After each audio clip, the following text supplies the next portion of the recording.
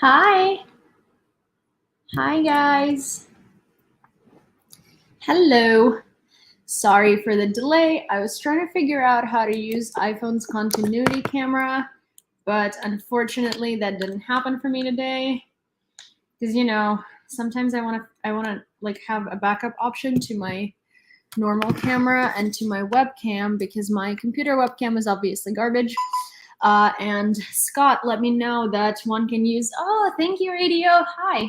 Scott let me know that you can use your iPhone now as as a webcam. And I was like, wow, this is really cool. So I was trying to figure out how to do that. But unfortunately, I'm not very technology savvy. And I'm going to have to approach our favorite moderator, Squirrel, who is, to help walk me through it because I don't know how I would even survive in the world of technology without Squirrel. So, hi Norm, hi Sandra, hi Gap, hi Roman, hi Nicole, hi Drake. Also, Roman, you said you're learning Ukrainian. Your Ukrainian is so good that I thought you were Ukrainian. That might also be a bias because your name is Roman, like Roman. But with that said, I want to let you know that this entire time I thought you were Ukrainian, so you are doing incredibly well. Hi, Crazy Cat. So hi, Cat. Hi, Loyalty. Hi, Veronica. Oops, I was just saying hello and I screwed up my webcam a little bit, or my cam a little bit. No, that's a little too low. That's, yeah, better. Okay. Hi, Lauren. Okay, so let's hi, Brandy. I'm sorry if I missed anyone. Hi, Mariana. I was trying to scroll. Hi, Cheryl, and that screwed up my camera, so I figured I won't be scrolling. So let's start with the good stuff. I'm going to play you a little bit of the new Torque interview. Hi, Chad, because it already arrived. It's part 3. So I'm actually very curious to hear from those who watched it because it's very interesting. This one is probably the least action-packed part, but for me, for some reason, it was the easiest sort of to go through. Like I always watch, I always obviously. Sorry, I'm just trying to set up. Yeah. Okay. So I keep trying to do a better setup and I keep screwing it up. So I'm sorry. So what I was trying to say is, although this was the least action packed part, in my opinion, I think it was also, for me personally, it was the easiest one to get through. Not that I have to get through these parts, but obviously, I edit them. So by the time I'm done doing work on them, it's I am so tired. I'm so tired of looking at it. It's like rewatching it and making sure that everything clicks and everything is okay. That everything works and everything is okay is kind of a drag kind of a drag in this regard because I've watched it for hours and hours and hours on end. And so if you don't know how long it takes to put a voiceover, to edit a voiceover so everything fits within within the same speech pattern. You still can't hear me. Weird. Okay, do you hear me now? Okay, wow, I'm having a lot of technology issues today. Okay, so to make sure basically that everything fits, to put a voiceover on, to make sure that the voiceover, what Matt says in English, is in the same speech pattern as what Torque says in his native language, that takes hours. Just to let you know, yesterday, I think I started fully comprehensively editing the video at 6 p.m. and I was done with it at 2 a.m. But that's also because there was just a lot this particular part I worked on a lot more than I worked on the previous ones because I realized that there are a lot of moments when Torque is thinking how to answer something, and so it's just 5 seconds of of him just and I figured that I would cut these parts because they just add buffer time for no reason, right? So it was a lot of editing. And after I was done with this part, I was like, oh my God. By the time I was done with it, I rolled it out. I was like, oh my God, I'm so happy we did this. But so normally after that, I watch, hi Mario, hi Scott. So normally after this, I also rewatch the whole video to make sure that everything's okay. There are no glitches. There's like nothing like that, you know, when I upload it. And normally I'm kind of like disinterested, obviously, in watching the video because I just spent like hours and hours and hours watching it from different, you know, from watching it like back and forth, back and forth, back and forth. Hi Nazar. So basically, yeah, I did that yesterday, and actually I kind of watched it on one breath because I think even though it was very even though it was like the least, I guess, action-packed video, I think it was like very concise, and I think it was very to the point, and I think there was a lot of and I think there was just like a lot of really good information.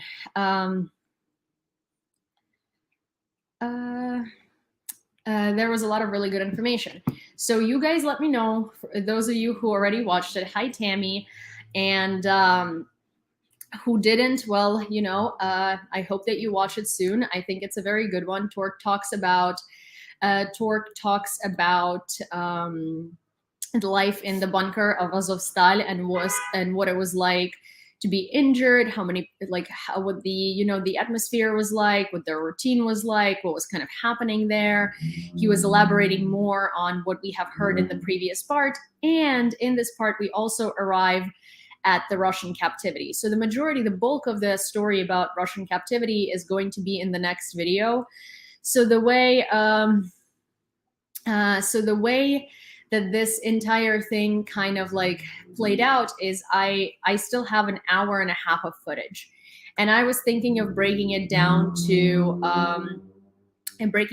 two parts. So I would release part 4 and part 5, but actually I think I'm going to try and cut it down to an hour, because I think if I take out all the awkward pauses, and if I take out, like, this time around, I took out a lot of my speech, you know, as in like I took out a lot of like my questions, because I figured they don't really need to be there, because sometimes Torque is telling the story and I'm just kind of like, oh, and what about this? And he just sort of adds to it, and that cuts out a lot of time, you know, that I could use just packing it with more Torque with more speech from Torque.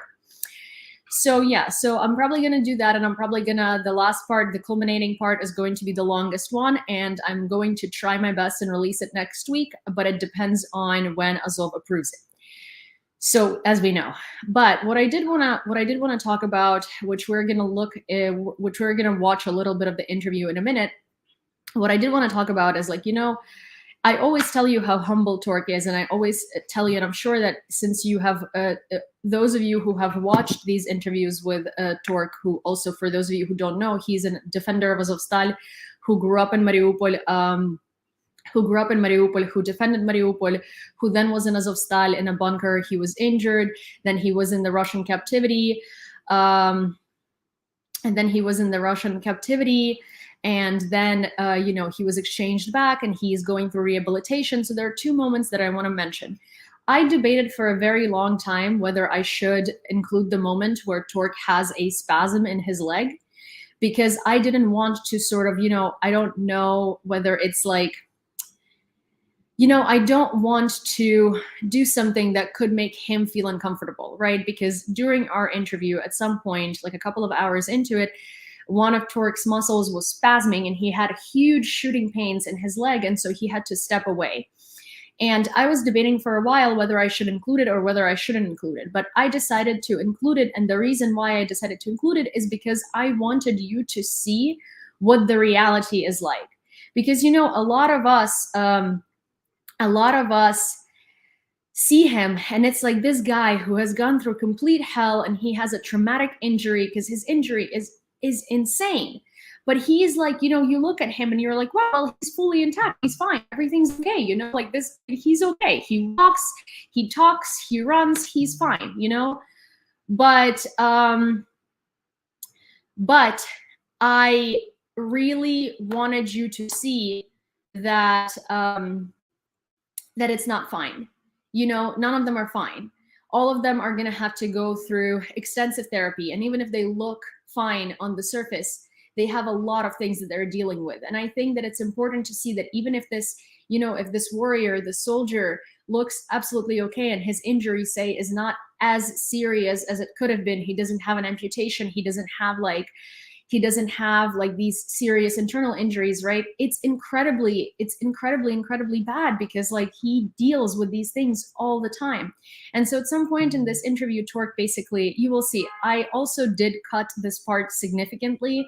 To be honest, when it happened, I think there was about a 5 to 7 minute time frame where I was just sitting there very confused as to what was happening, because when he first ran out, he didn't tell me what was happening. And so I was just like, is he okay? Is everything okay? And it's just me really sitting there waiting for him to come back.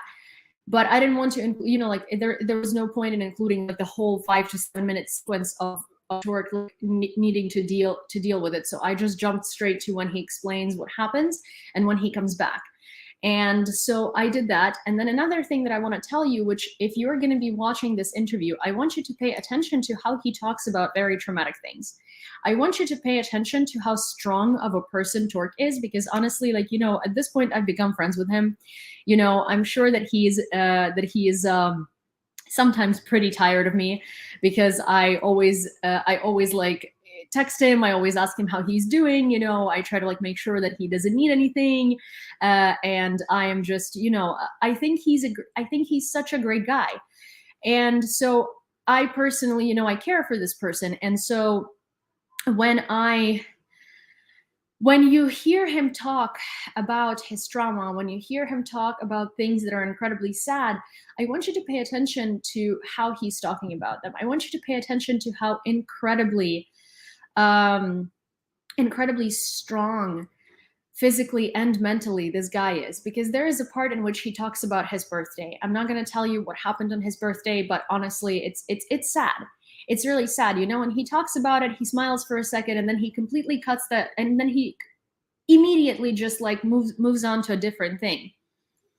And so it's, you know, it's when we were talking about his when the situation happened with the spasm in his leg, one of the things that really struck me as like, wow, you know, you are such a kind person. You're such a kind person. When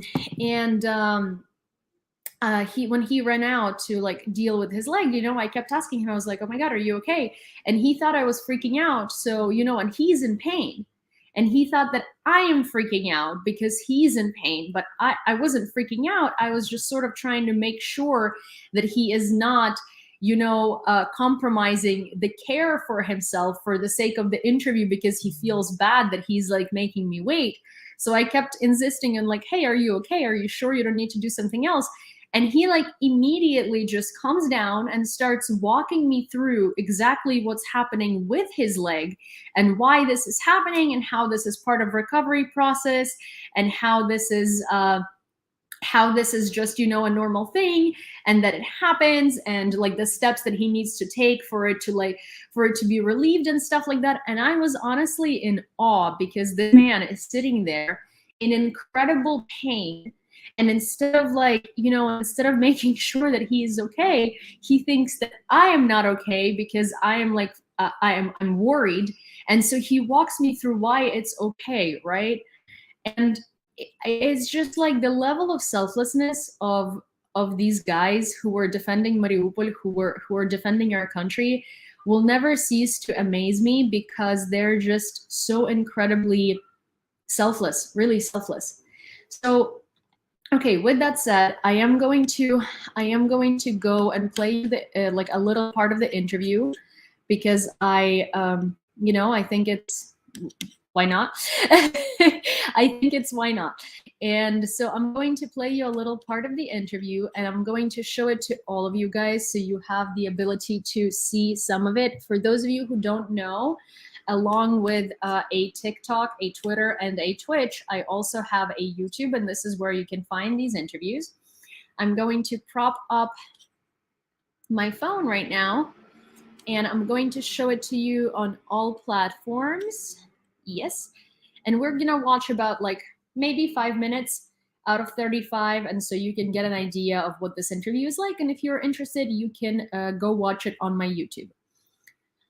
So here we go.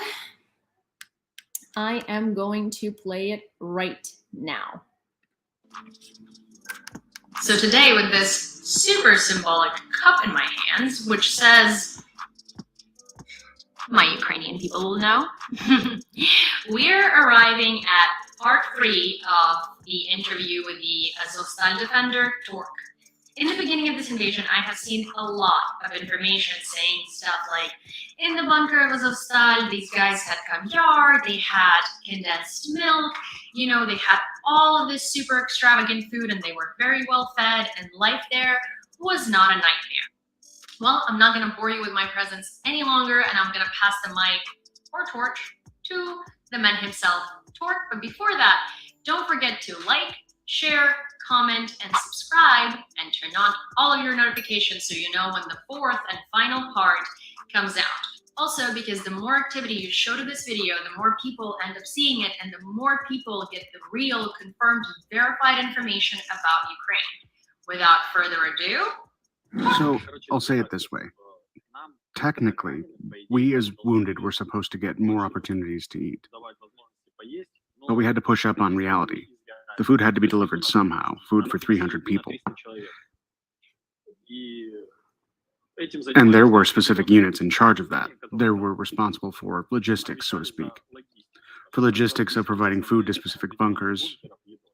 And those guys were applauded every time they would run it. So it's the kind of situation where you're laying there and you understand, I was in a room. So there was the overall bunker, and it had 2-3 rooms. And so I was in one of those rooms. And there was also the combined bunker. And so I hear all the applause, and I understand supposedly the food has arrived. So we all breathe out. Great, we're going to have some food now.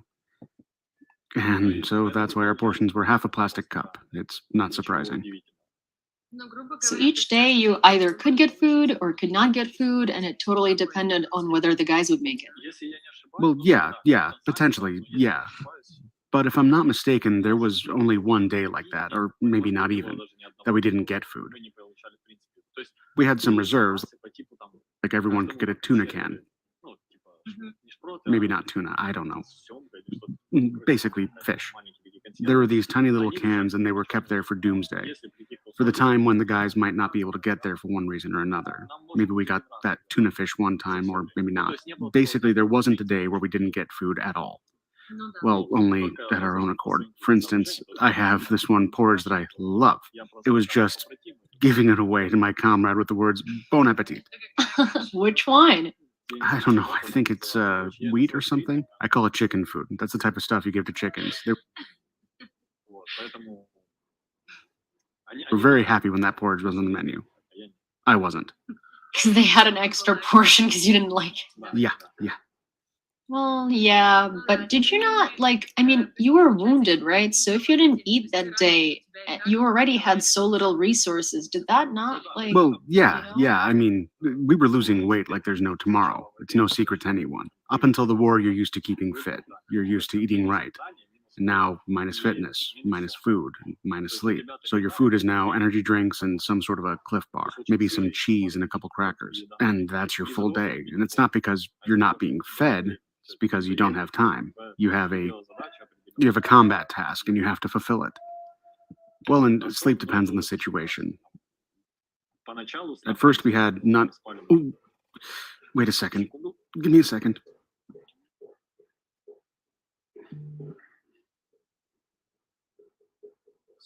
I have a really strong spasm in my leg, and I have to lay down. Okay. No worries.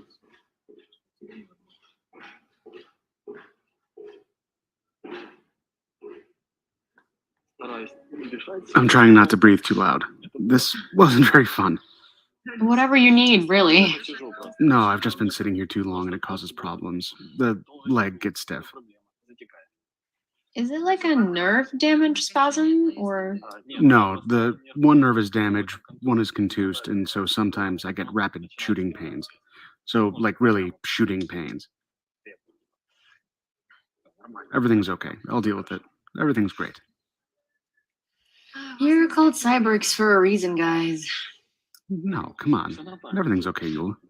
Yeah, totally fine. No big deal at all. Peachy. Everything's fine. Everything's okay. Yeah, everything's fantastic. No need to lay down, sit down. No, it's all good. Shooting pains happen sometimes, situationally. Okay, I mean, I just want to make sure that everything's really fine. I just ran out and took a straight stand because you had to either rapidly get vertical or lay down. Yeah, it's, with this, sleeping is an issue. There are some nuances present here. So you're in rehab for all of these side effects post-injury, correct? No, right now I'm at the stage of eliminating contractions in my leg because for 3 months it was in this kind of position. And even if you try to push it that way by force of hand, it doesn't bend that way because the muscle is stiff. And now you got to slowly work them out. Like, I can't, for instance, lift my foot up towards me because the nerve is contused. I mean, I can show you my foot, but I don't know if you need it or not. It's fully up to you. Basically, I have a crater in my leg. Half the muscle is gone, and so it has a cicatrix, and the muscle doesn't grow back there. So it also adds my inability to lift my foot, because it's that muscle that lifts it, and after 3 months, it got atrophied. So if you were to compare both... Okay, so with that, we're gonna leave this that way, and you guys are gonna see the rest of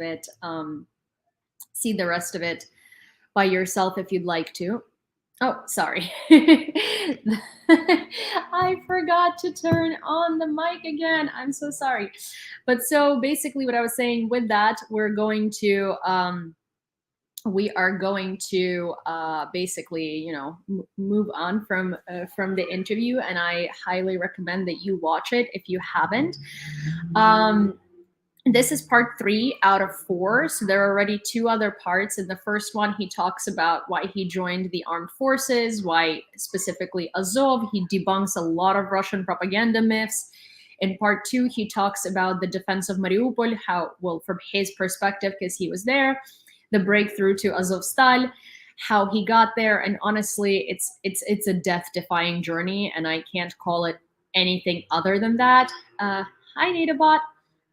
Because to be honest, like, one of the 2 things that I want to say about Turk after having known him for a while now, one is he's the luckiest guy alive, probably, because for those of you who did watch it, you know how many times it was uncanny that he survived, right? There were so many situations in which just by pure chance of luck, he did not appear in the wrong place in the wrong time. And also, like, you know, the will and how he crawled to Azovstal with an injury, and his injury and stuff like that. Also, you know, specific his tattoos and why people, you know. So here's a fun thing. So we post this video on Reddit we post videos on Reddit every time that they come out, so more people could see them.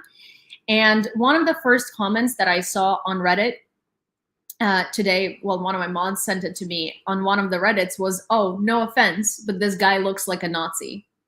And someone responded to them and said, "Well, what does look like a Nazi mean? What, the fact that he has tattoos?" Because yes, he does have tattoos. Do you know what his tattoos mean? The cross on his neck is a straight edge cross, which means he doesn't drink, tries not to curse, doesn't smoke, doesn't abuse any substances, and lives a healthy lifestyle. And straight edge is a lifelong commitment. So it's you know, it's kind of ridiculous when people say things like that, because they have these stereotypes about these warriors, and they call them these atrocious and awful things just because they look a certain way. You know, like, at some point, if I were to want to work in the corporate world, I wouldn't be able to, because I have tattoos, right? But my tattoos are like a hot air balloon and some cute things, and some cute things, because, you know, and they are not perceived that way.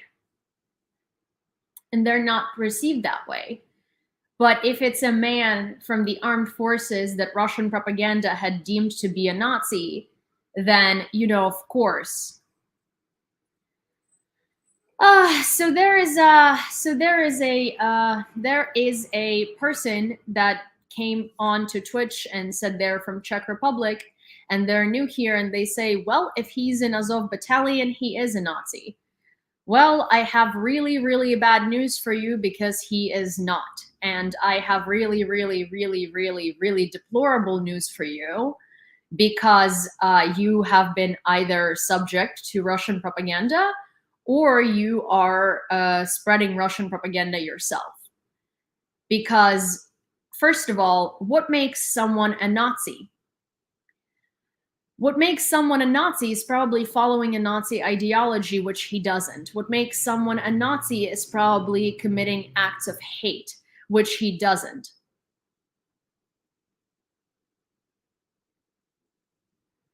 Well, this person says, well, if I join the Moravian separatists, monarchists, well, it makes me a monarchist. If I were in Waffen SS, then I probably was a Nazi. Yeah, except, you know, Azov Battalion doesn't have an ideology.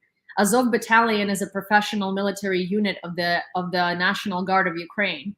Azov Battalion is not neo-Nazi militia that is Russian propaganda. And the whole point of this series is for you to understand that, so you can hear from the real people who serve in Azov, to know why they joined and who they are and why they were deemed to be that by Russian propaganda. And if you were to take a minute of your life and you were to do actual research instead of spewing hate like that, you wouldn't do that, but you prefer to have heard Russian propaganda, you prefer to have adhered with it, you prefer to stay close-minded, you prefer to just run with it, and you prefer to argue me on something that you, as a non-Ukrainian person, even though you're Eastern European and even though you claim to be Czech, I don't know, I can't check that.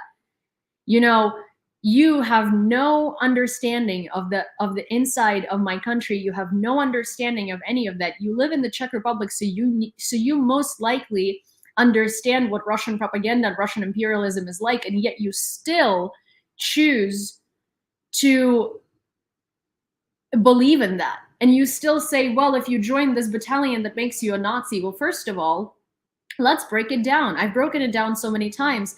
So Azov Battalion, supposedly, according to Russian propaganda, has a Nazi ideology. Have they ever committed any hate crimes? Was there a spike in hate crimes since 2014 when Azov Battalion was formed? No. Was there? Are there Jewish members of the Azov Battalion? Yes. Are there Muslim members of the Azov Battalion? Yes. Does Azov Battalion follow an ideology? No. Is Azov Battalion a political structure? No. Does Azov Battalion have a specific religion? No. Azov Battalion is the most combat-ready unit of the Ukrainian National Guard. Azov Battalion is the most professional army unit of the National Guard.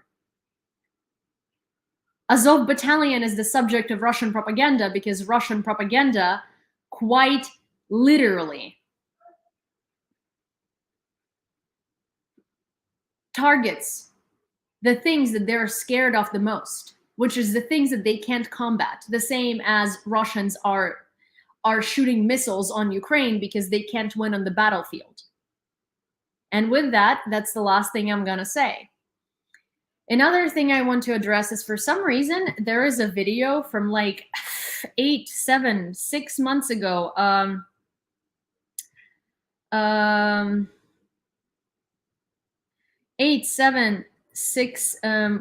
6 months ago that is titled "Not All Russians," and for some reason it like blew up again and people are watching it again. I don't know how it happened, but there is a comment here that I'd like to address, which means well but is incredibly patronizing. So a person to that video on that video says, "You're very smart and presentable. You will have a fine future, but I have one suggestion. Using like and right are common among students and those pretending to be with it or cool."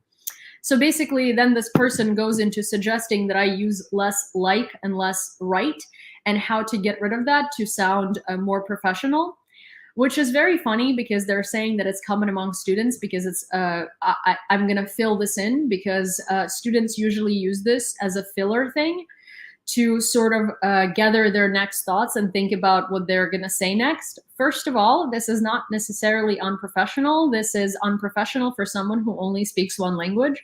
Using filler words is also very common among multilingual speakers because our brains move in a way in which we have to sort through all of the words that we know from all of the languages that we know in order to combine them into one language and make sure that we're speaking one language. So I use these words as a filler because my brain moves at a speed of light. And I find it incredibly funny and incredibly disrespectful, even though this is well-meaning, when someone tells me how to speak and what to do to appear more presentable, especially after saying that they consider me already, especially after saying that they already think that I'm pretty intelligent. Right? So to me, that is so incredibly silly, because I don't need to speak a certain way to be intelligent. I don't need to speak a certain way to appear more professional. I don't need to speak a certain way to satisfy your idea of what a good orator is. I speak the way that I speak.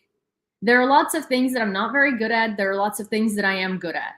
One of the things that I am is I am an immigrant, and English is, although one of my first languages, right, is also not the only language I speak. I have linguistic patterns that I have, and I will continue using them as I see fit. Because as a multilingual person, for me, it is easier that way. If I wanted to appear more professional, I would not be using those. If I were giving a presentation, I would not be using those. If I were writing a book, I would not be using those. If I were on a TED Talk, I would not be using those. If I am here trying to talk to my community that I'm very grateful for, that I speak to in a pretty relaxed manner on the things that are happening in Ukraine, I'm going to speak to them the same way that I'm going to speak to a friend. And I think that one of the appealing things about our community is that we can talk in a way that makes it feel relaxed and makes it feel like a conversation, rather than you listening to a talking head that is trying to appear stiff and unprofessional, right? So I don't necessarily, I don't agree with that, and I'm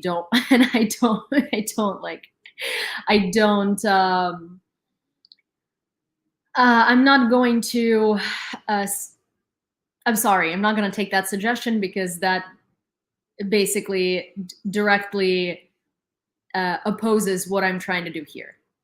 And that's something that I wanted to address, because I really don't understand what drives people to sort of like give these patronization comments. It's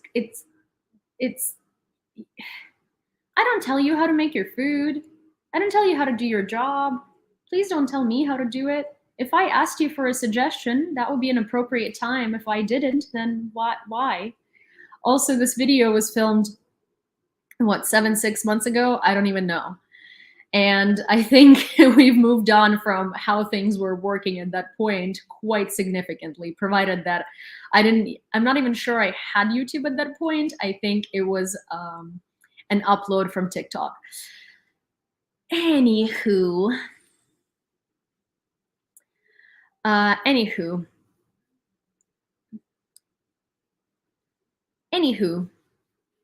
you know, I like my little parasite words.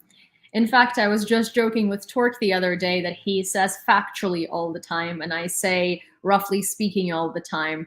And both of us were like, well, we could make, if either one of us drank, this could be a great drinking game. By the end of the episode, you would be drunk. And I usually cut these things out of the English voiceover because we say them so much that when I'm voicing it over in English, I'm just looking at it thinking, okay, well, we're just going to skip that part. So there is that. Another thing that I wanted to say, which now moving on to sort of discussing the thumbnail, 50 years later. So there are two things that I do want to talk about this thumbnail. One is in the title, and this is the Kremlin propagandists are moving away from the rhetoric of nuclear use. And the other thing, I will start with the other thing because it does concern the Kremlin propagandists, but not necessarily the nuclear rhetoric. So Kremlin is moving away from nuclear rhetoric, and as I was saying all along, it was just a farce. They weren't trying to actually use the nukes. They know the repercussions of that. They know the cost of that. They know exactly what kind of a terrible decision that would be for them and the consequences that they would have to suffer because the world wouldn't just let it go. The reason why they were using the nuclear rhetoric is because they were trying to basically push Ukraine into negotiations. They were trying to scare us. They were trying to move Europe away from helping us. It's a manipulation tactic. It's a manipulation tactic, and it was visible to almost everybody from the beginning of it, but I do understand that when someone starts using a nuclear rhetoric and when someone starts using, threats of nuclear weapons, of course you want to take it seriously. And of course you want to make sure that you're not just dismissing it because, XYZ. But so what's funny with that is now that they have no nuclear stuff to threaten the world with, they need to fill the air with something. And what they have been filling the air with, which I particularly find incredibly comical, is criticizing American politics. Margarita Simonyan and Skabieva, which are the two main propagandists, have been filling the air with the talk about American elections and how the United States is absolutely not a democracy because there are only two parties. One is Republican, one is Democratic, and that because there is not a third party, a third opposition party, and no one can ever make it in American politics unless they're a Democrat or a Republican, it is not a democracy, and it doesn't work, and that it's just like a fascist regime, and that these parties have been ruling the United States for hundreds and hundreds of years. And that it's basically fascism. And the funny thing is that they said that these parties are basically the same, and all of their ideals and all of their external politics is basically the same. So for the world, it really doesn't matter if Democrats are in power or Republicans are in power, because the distinction between these two parties only exists to give a semblance to democracy. As someone who lives in the United States and is going through this garbage fire right now, it is incredibly funny to me that she says that these parties are exactly the same and there is no difference between them, because while I think a two-party system is a weakness for sure, and there should be multiple party systems, I find it so incredibly, incredibly hilarious that they are saying these parties are exactly the same, both for the United States and for the world. Because right now, I'm not going to be wrong when I say the majority of the country is freaking out about this election because of how different these parties are and because of how different our future will look like depending on who comes to power. Also, it strikes me as very fascinating that when Donald Trump was in power, they had no issue with the two-party system. They had no issue with anything. They thought that the Republican Party was, their favorite thing in the planet, and that they were the right party, and the Republican Party has the Russian ideals, and that they are worthy of Russian respect. And now suddenly these parties are completely. Meanwhile, these parties could not be more different. Now, right? Now, when in the worldview of Russia, these parties merge together. Also, another thing that I want to say is the Russia, technically, while having a multiple party system, quite literally feeds so much money into their leading party, the Putin's party. It's what is it? It's the party, Free Russia Party or something like that. It's Svobodnaya Rossiya. No, United Russia. Sorry, it's United Russia Party. That is the only party that in the last 2.5 decades, could come to power. If you are running for a mayor of a town or a city or something, you will not win if you are not in that party, if you are not with these ideals, because no one's gonna pay for your campaigns, no one's gonna push you, no one's gonna rig the election. So to me, it is really funny that in Russia for the last 2 decades, the only party has been in power. They've had one president with like a little break from Medvedev while Putin was prime minister, so he still was a president. And they say that, two-party system is bad because it's a semblance of democracy, and democracy actually doesn't exist. But one-party system, where the only party that has gotten power in the last 20 or so years is true democracy. True democracy is when it's fun. It's in Russia in the last election, when they were putting up flyers in universities to remind students to go vote. They didn't remind them to go vote for a president. They quite literally put up flyers, and I mean like those that you print out on your computer. So it's not like a political campaign or anything, right? They put up flyers, and those said, "Don't forget to go vote for the president of Russia, Vladimir Putin." And they didn't mean like for the current president. They meant like, "Oh, don't forget to go vote in the presidential election for the only obvious candidate who's going to win, because obviously no one else is going to win." So yeah. So this is kind of like the Russian hypocrisy over here. I am going to read you a bit of an excerpt about the nuclear rhetoric, and let me get to it.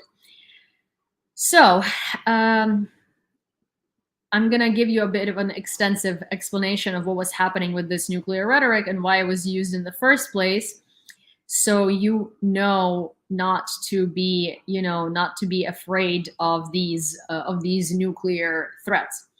Okay, so Institute for the Study of War says Kremlin officials collectively begin to de-escalate their rhetoric regarding nuclear weapons use. So this is a fact. They stopped talking about nuclear weapons. They've moved on to other things. They actually have been saying less and less and less of the nuclear kind of scenario. They've been talking about it less and less. So this is not their assumption. This is an actual fact. Now, this is the explanation that they believe is behind why it happened. The Institute for the Study of War said that its latest assessment that Russian dictator Vladimir Putin and key Kremlin officials had initially increased their references to the use of nuclear weapons from Putin's September 30th annexation speech and throughout October, likely to pressure Ukraine into negotiations and to reduce Western support to Kyiv. However, the Russian Ministry of Foreign Affairs released a statement on November 2nd on the prevention of nuclear war, stating that Russia is strictly and consistently guided by the postulate of the inadmissibility of a nuclear war in which there can be no winners and which must never be unleashed. The Kremlin's rhetorical shift indicates that senior Russian military commanders and elements of the Kremlin are likely to some extent aware of the massive costs for little operational gain Russia would incur for the use of nuclear weapons against Ukraine or NATO. The Institute for the Study of War says.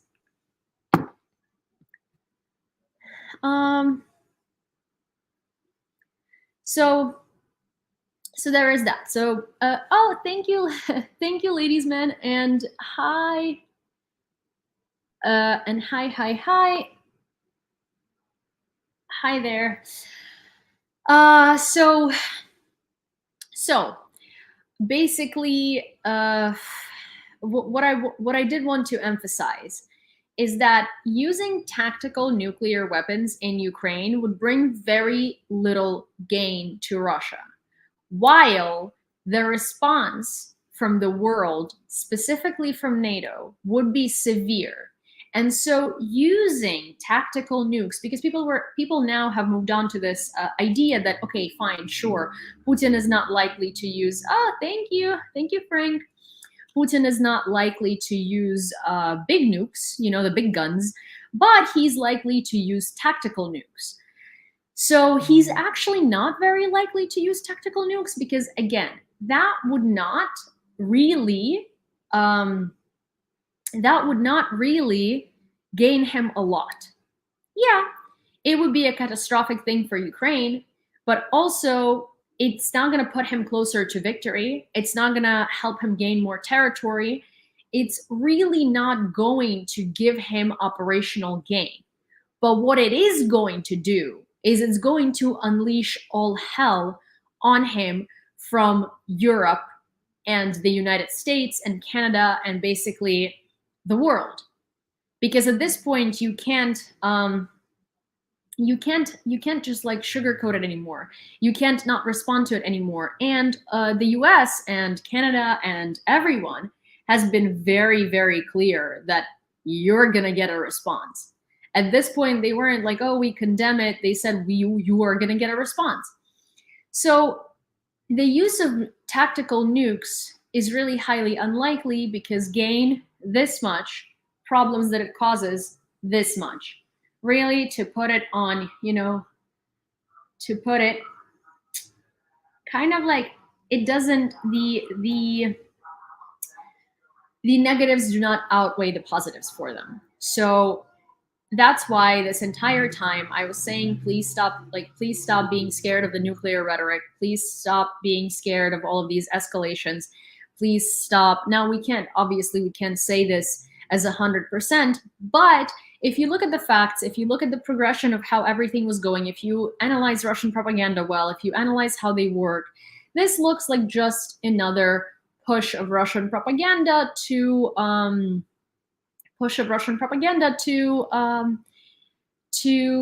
terrify the world, and that's about it. Okay. So with that said, we're going to move on to the news in a few seconds. I'm going to leave you with Cine because I do need to take a little tiny break. I am going to read Armin's quote before I do that, because I see that he has posted his quote today. And then we're going to read another chapter from You Don't Know What War Is, which is a diary of a 12-year-old girl, Yeva Skalietska, who lived in Kharkiv, and the diary details what she has been seeing and what has been happening since February 24th. Okay, so Armin's quote is, Thomas Fuller wrote, "A hypocrite is in himself both the archer and the mark, in all actions shooting at his own praise or profit. Russia should be careful about calling other nations undemocratic." Well, it's a projection. It's a projection. Oh, Armin posted too. Okay. So, oh wow, we're spoiled today. So it's a projection Russia is trying to project, but also the reason why Russia is doing that is because it wants to escalate tensions within the United States to undermine support for Ukraine. Russia, in other words, in layman's terms, is trying to influence American elections. It is no secret that Russia has an army of bots, like those people who say "Bambili Bambas" and all this stuff. And right now they're using those bots specifically to spread a certain narrative on social media. There are a lot of these bots basically talking about voting Republican. There are a lot of these bots trying to discredit Democrats, because Democrats, for no matter what party you like, no matter what party you associate with, I'm not saying this right now, like everybody knows my stance. I'm liberal, I'm a Democrat, vote blue. But in this particular case, I'm not saying this to discredit the Republican Party. I'm saying this because the Republican Party is notoriously not supportive of Ukraine, and the Republican Party is much more beneficial for Russia in power than the Democrats are. So they're taking all of their resources and they are pushing them to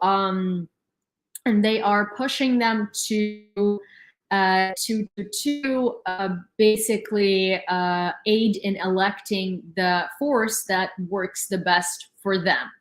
And this is not controversial. This is not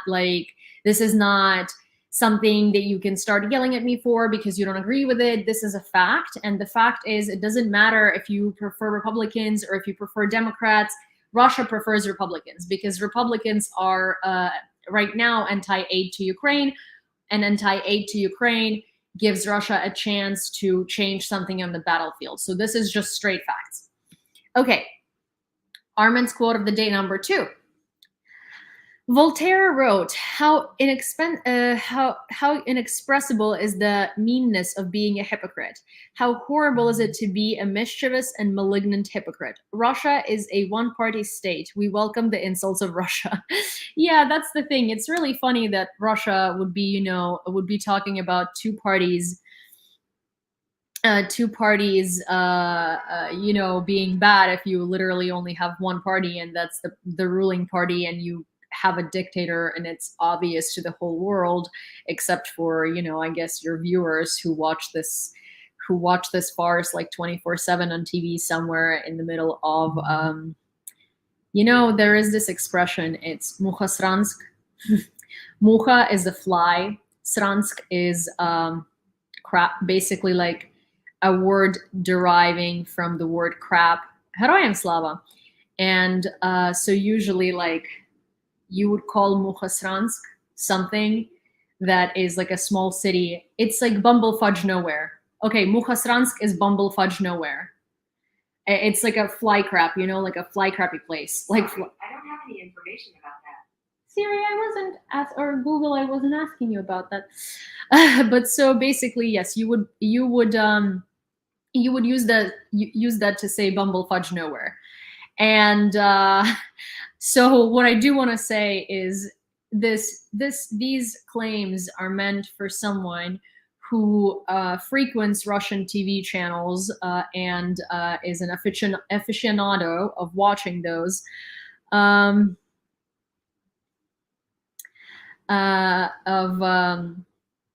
Watching those, and it's meant for a person somewhere in Mukhasransk, like Murmansk, to sit there and be like, yes, America is a fascist regime. They don't even know that America as a continent and the United States as a country are two different things. There's North America, South America. Who cares? Who divides that? America is a fascist regime. So yeah, so this is not really meant, for the world to hear. This is not really meant for the people to hear. This is the people abroad to hear, unless they're American and unless they, support, I guess, unless they're on the fence maybe, because they're like, oh, actually, these are two very similar things. Who cares what to vote for? Yeah, so they're mostly meant for their internal audience. Actually, a lot of you very often ask me why Russians spew this propaganda that is so stupid and so unbelievable that your brain kind of explodes and like, who would believe this? Who is this meant for? Why are they even saying this? Well, they're not really saying this for you. All of these crazy things about nuclear mosquitoes, about like a mutant ninja soldier robot defenders, all of these incredibly mind-blowing crazy things, they're not meant for you to read them and be like, oh yes, that's why I invaded Ukraine. They're meant for their internal audience. They're meant for the brainwashed internal audience who's actually going to believe that because, well, what other proof do they have that it isn't true, provided that they have been watching things like that on their TV their entire life, and they most likely do not have enough internet or, I don't know, brain neurons firing to go check it out. It's, you know, it's digestible for them because it's not out of the ordinary of other things they've been hearing. Russia has been using some crazy stories to cover up for its own crimes, for things like Chernobyl, for you know, for other catastrophes, for leaks of chemicals and stuff like that. So they're used to hearing these crazy rhetorics. So yeah. Okay, I'm gonna leave you with dog, and I'm gonna need to take a second, and I will be back, and we're gonna start on the news. With that said, I am going to leave. I'm gonna try and see if I can make dog actually wait for a treat. Ah, dog, look at that! You woke up. You heard treat, and you woke up. Dog, are you gonna entertain people? I'm gonna leave a yummy thing for you. But I really hope that you're gonna be a good dog. No, where are you going? Why are you leaving? No. Listen, you have been such an ass recently that I really hope that you can wait for this. Wait.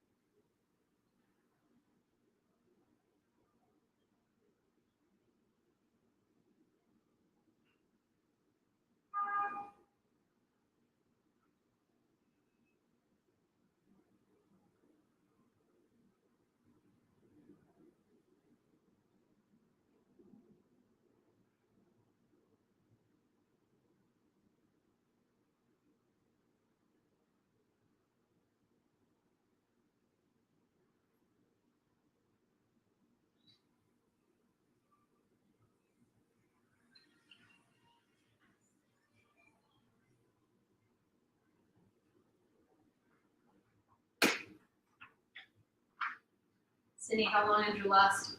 You didn't last at all, did you? No. Oh my gosh. What was it, like 2 seconds? Was it like 2 seconds? Was it 3 seconds? How many seconds was it? Hey dog, come here. Can you move? Can you please move? Thank you.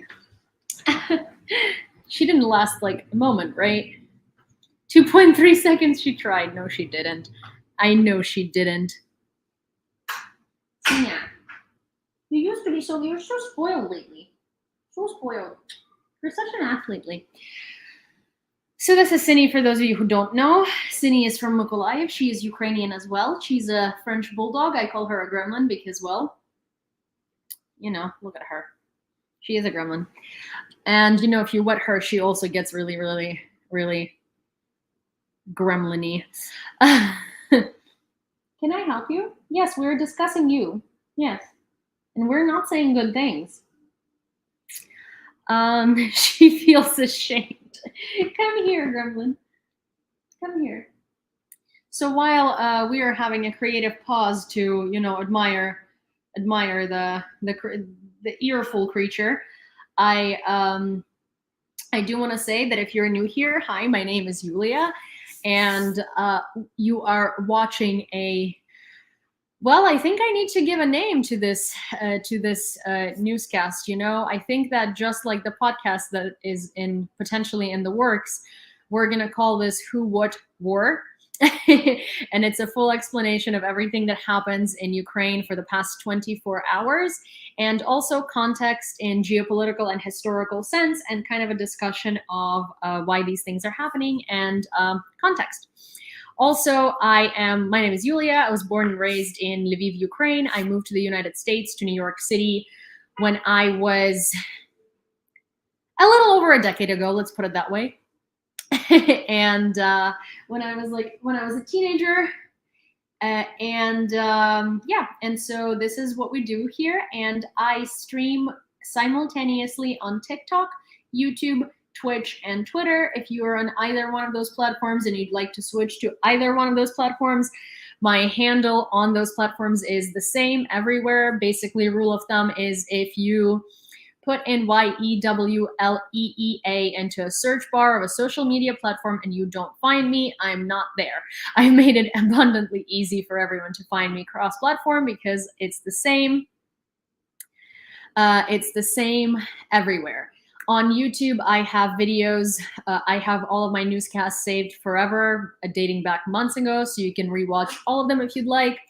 I also I have interviews with Aiden Aslan and Torque, who's the defender of Azovstal, and today part 3 of his interview just came out, so check it out if you haven't. He talks about life in the Azovstal bunker and how he got into Russian captivity. On Twitch, well, Twitch is just a streaming platform. If you like it, you like it. If you don't, you don't. There are all of the streams saved for the past 2 weeks. That's how Twitch works. On TikTok, I have short videos basically answering any question you could potentially have about Ukrainian history, about geopolitics, about Ukrainian cities, and stuff like that. And on Twitter, I give unhinged commentary behind the scenes when I'm not live. Oh, and argue with Russian bots, because who doesn't like Russian bots and who doesn't like arguing with them? So yeah, with that said, I am going to whip out my iPad, and we are going to start on the news. And if you're new here, one thing that you'll learn about me is I'm absolutely horrible at remembering to charge my devices. So that is something we're going through now.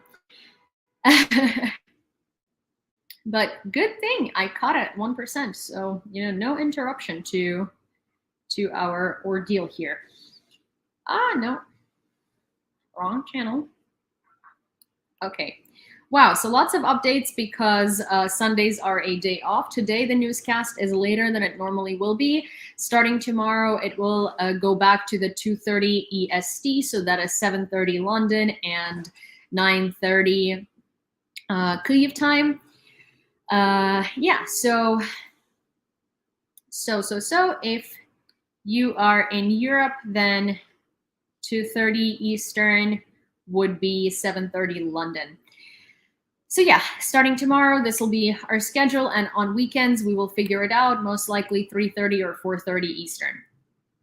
And on Sundays, I'm off, but my DMs on Instagram are always open, and I always respond to them. Okay. So, we're gonna start strong with a beautiful place in Ukraine. We do this every day. There are salt mines in Soledar, Donetsk region. Soledar is one of the cities on the front line. The complex of salt mines of the enterprise Artemsil, at a depth of about 300 meters, which appeared as a result of underground work lasting more than 100 years. The total length is more than 200 kilometers. The ceiling, walls, floor, and the caves are solid salt. The air in the mine is also saturated with salt. The caves are used for treatment. There is a Speleo Sanatorium at a depth of 300 meters. Classical music concerts and one of the salt galleries has become a church building. So this is what they look like. They are basically like a natural phenomenon. And I like to show you, places in Ukraine that you never would have thought exist unless, someone mentioned them. Last time we were looking at a city in Ternopil region that is basically like a peninsula in itself. So these are the salt caves, and they are pretty not common worldwide, and this is one of the places where you can encounter them. So if you at some point go to Ukraine, I suggest you visit them. They're pretty therapeutic, and they're used for a lot of different measures. And they're really cool. They're just honestly really cool, and it's really, really, really cool to discover them. Also, one of the interesting things is, there are so many places in Ukraine that no one has ever heard about. And Ukraine is so rich in all of these really crazy, beautiful destinations. And I really hope that after our victory, we are going to see a spike in tourism, because there are so many places to see that most of the world has never even tapped into. So this is a video of Russians trying to storm Ukrainian trenches in Donetsk region. It's a 4-minute long video, so I'm most likely not going to show you the whole thing, but I do want to show you some of it, because I think that these back videos are very important to sort of give an idea of how things at the front are going. So we are going to watch a little bit of it, and I'm going to put it up right here.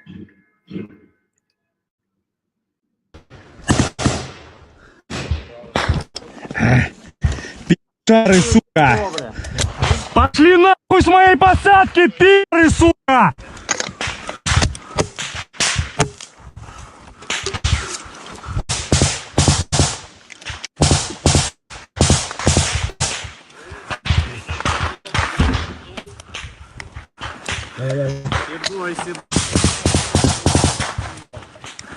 Прикольно ответ. А? На нахуй.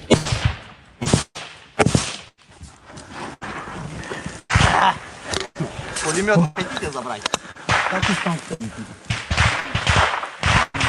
Попал куда-то? Может, куда-то попался? Может, и попал, сука, а? Снайпер, блин.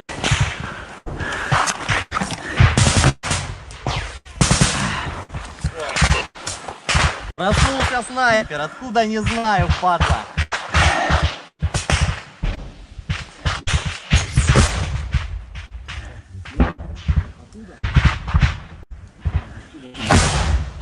Пидор. Так, Бормыш. Я тут. Я знаю, тут с 3 сторон идут огонь.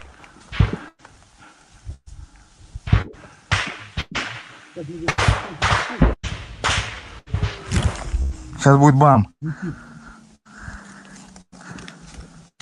Это не бам. Так вот они в лоб заходят.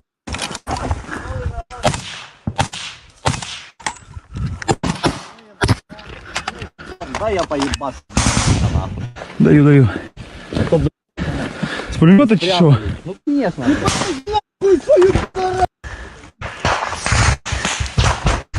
Работает, молодец. А то масики нахуй. Масики не знаю.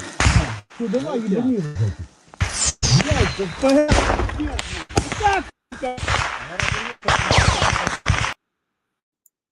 Well, so you basically get the gist.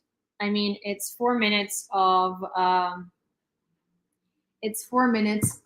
about a similar situation. But this is what the front line in Donetsk looks like. There are a lot of times that I see foreigners very often talking like, oh, but things are not as escalated. in Ukraine as they used to be, so it's really not that bad and stuff like that. Like, oh, you know, Ukraine has defense weapons and things.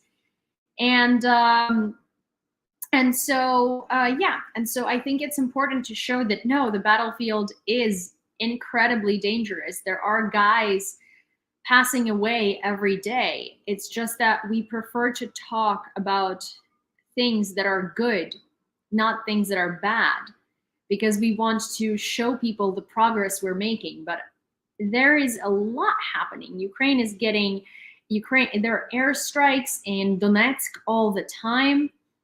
We don't have enough weapons. There are weapon deliveries. The weapons are not getting to the front line as fast as they should because of logistics issues, but not even on our side, but in general. You know, there are a lot of problems that are delaying our victory, and a lot of people are suffering from that. So yeah. Also, you guys, I'm gonna reboot the live on TikTok because I've gotten a couple of messages about some glitches in it. So I'm going to go ahead and reboot it. So I will be back in a second. In the meanwhile, on YouTube, while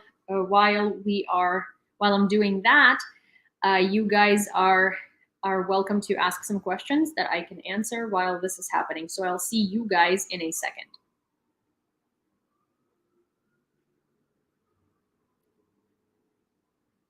I think it makes sense to do that because I've gotten some strange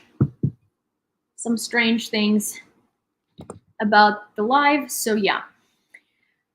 Okay, brave men fighting for their country, still not enough weapons. Yes, and also Taz, I saw your comment when I was talking about Torque and his injury, when you said that that this is why we got the Theragun. Yes, precisely. Also, my mom hasn't picked up the Theragun yet because the people haven't called her yet, but hopefully this week.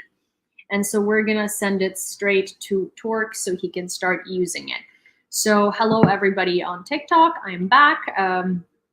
My name is Yulia, and we are going to be dissecting the news for the past 24 hours. Well, on Mondays it's a little over 24 hours because Sundays is a day off and I don't do newscasts.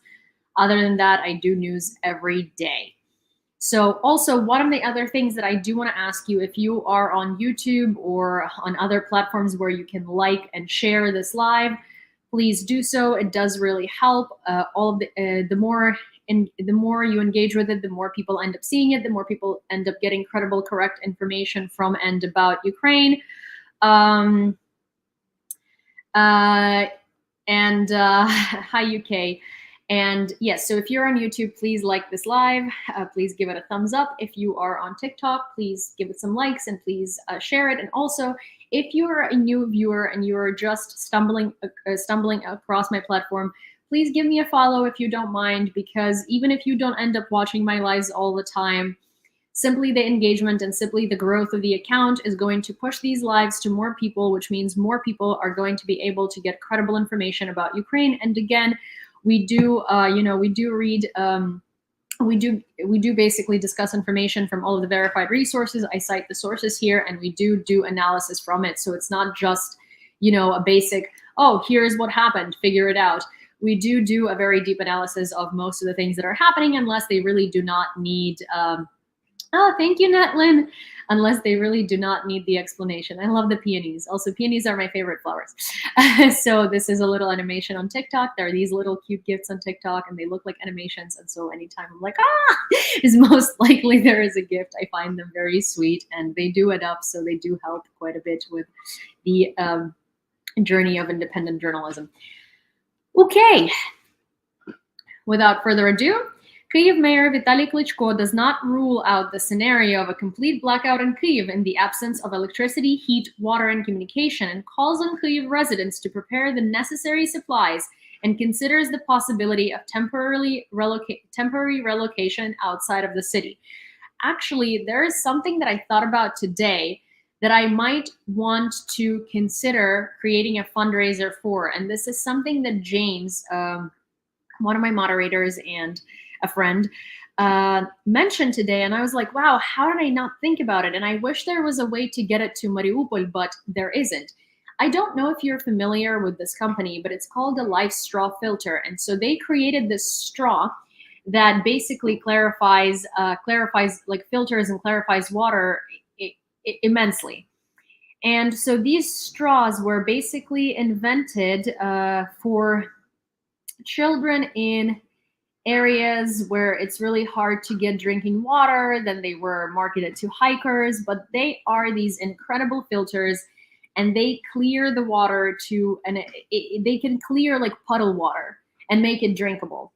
And so this is what these Life straws look like. You literally put them in water and you just drink through them. This is what they look like. Привіт, привіт. This is what they look like. And this is about how it works. So you quite literally put it in water and you drink it, and it gets filtered, and that water becomes drinkable. And it could be dirt water, it could be rainwater, it could be puddle water. Honestly, these Life straw filters would have made such a difference in Mariupol, but unfortunately, there is no way to get there. But what I'm thinking about is these straws are basically about what? They're $20 per straw.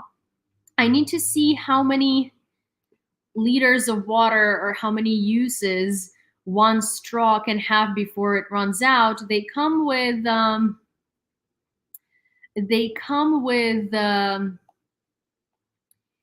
like cases that you can purchase, and they come in a few different formats. And they're so incredibly useful. And so I was thinking that if we fundraised, I don't know, like it doesn't even have to be a ludicrous amount of money. We could get a bunch of these straws and we could send them to Ukraine. So if people do not have access to running water, if people do not have access to drinking water, this is an amazing alternative. And this is an amazing alternative to turn any water into drinking water. And I was thinking that it's a great thing to deliver to frontline cities. And I volunteer for Mission Kharkiv, and this is actually something I'm going to bring up to them, because they deliver essential medication to recently liberated cities. But you know, cities that get bombed, cities that get artillery shelling and stuff like that, you know, a lot of the times infrastructure is ruined, and a lot of the times they don't have clean water. And so I was thinking this would be a great thing to fundraise for, because it's really not that expensive. It does last a while, and it's very portable. You can bring it with you anywhere, really. So it's not like, you know, it's not something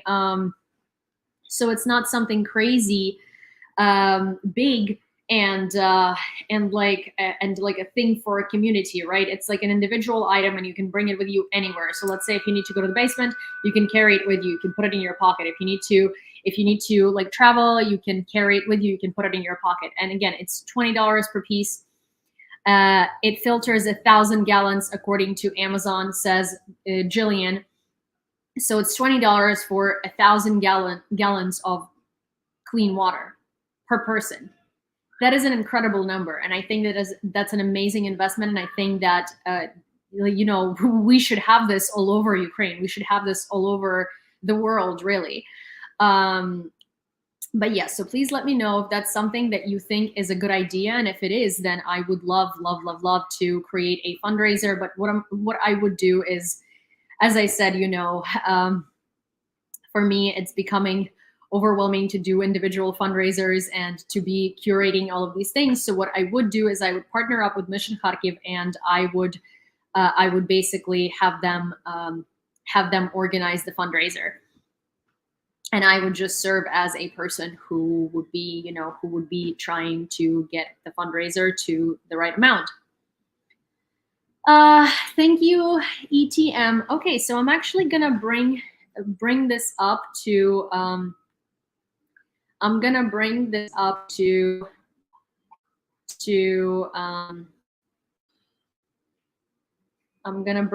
up to my colleagues.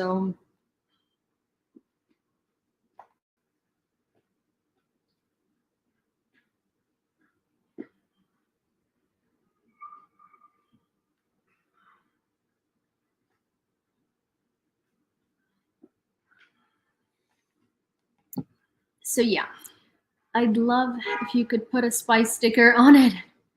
Aw, Yeah, I don't know if I could put a spy sticker on it. I mean, probably, maybe, but yeah.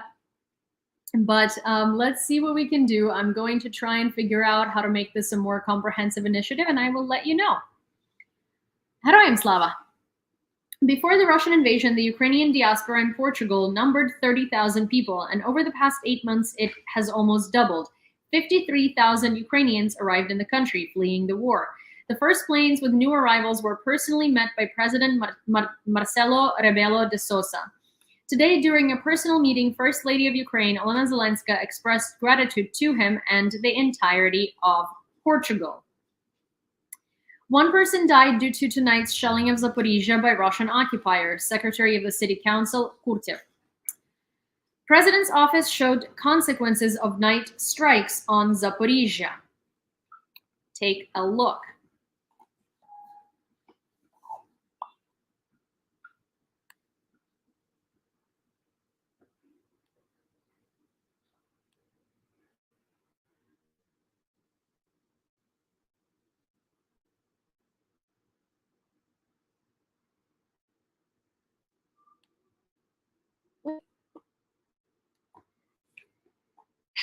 Gruesome things. According to the Institute for the Study of War, Iran has begun to exploit Russia's dependence on the supply of kamikaze drones in exchange for help with its nuclear program. It's actually quite interesting that dynamic there, because Iran wants Russia to help Iran with their nuclear program, and they're basically blackmailing Russia by saying that they won't sell them kamikaze drones if Russia won't help them. The funny thing is, Russia depends on Iran, and Russia does not have the resources to help Iran with their nuclear program, because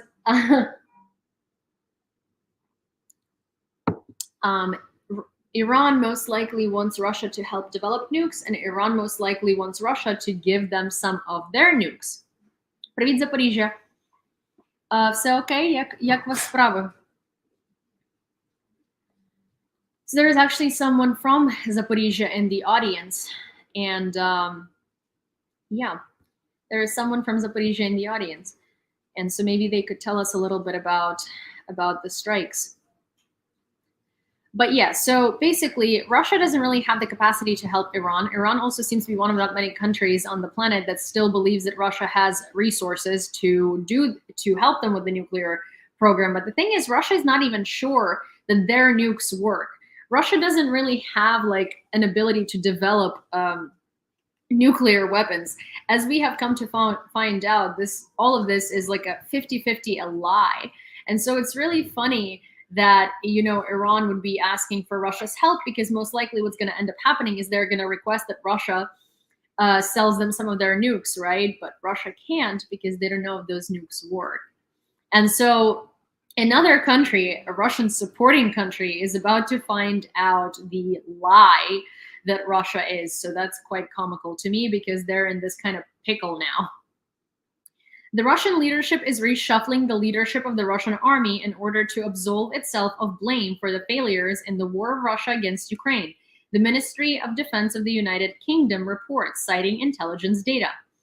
War affected 20% of nature reserves and 3 million hectares of forests in Ukraine. Kyiv has handed over to the Ministry of Defense of Bulgaria a list of weapons that could be transferred to us, Ambassador of Ukraine to Bulgaria reports. The list includes air defense systems, including S-300 artillery systems, shells, mortar systems, etc. The list includes 30 items in total. As you might know, or as you might have not heard about, basically Bulgaria decided to participate in sending aid to Ukraine. And so it looks like Ukraine already gave Bulgaria a list of weapons that we could use that Bulgaria has. So yeah, that's an update. Then the US is sending planes towards Iran due to the possibility of strikes on Saudi Arabia. This came amid intelligence reports of Iran's possible use of ballistic missiles and drones. I would think that this is most likely a distraction because everybody's paying attention to Iran's, or rather Iran doesn't want people to pay attention to their revolution, but I might be very wrong on that. But yeah, I think that what is happening is this is a scheme between Iran and Russia, and this is aimed at diverting attention. Iran would be idiotic, to say the least, to try and do something like that to Saudi Arabia. Losses of the Russian occupiers in Ukraine to date amount to 75,930 personnel, according to Ukrainian sources. Mayor of Daugavpils, the second largest city in Latvia. If you're a Latvian, I know I have a lot of Latvians in my audience, and you guys are fantastic. Could you please point me towards how to properly pronounce the city? It's Daugavpils.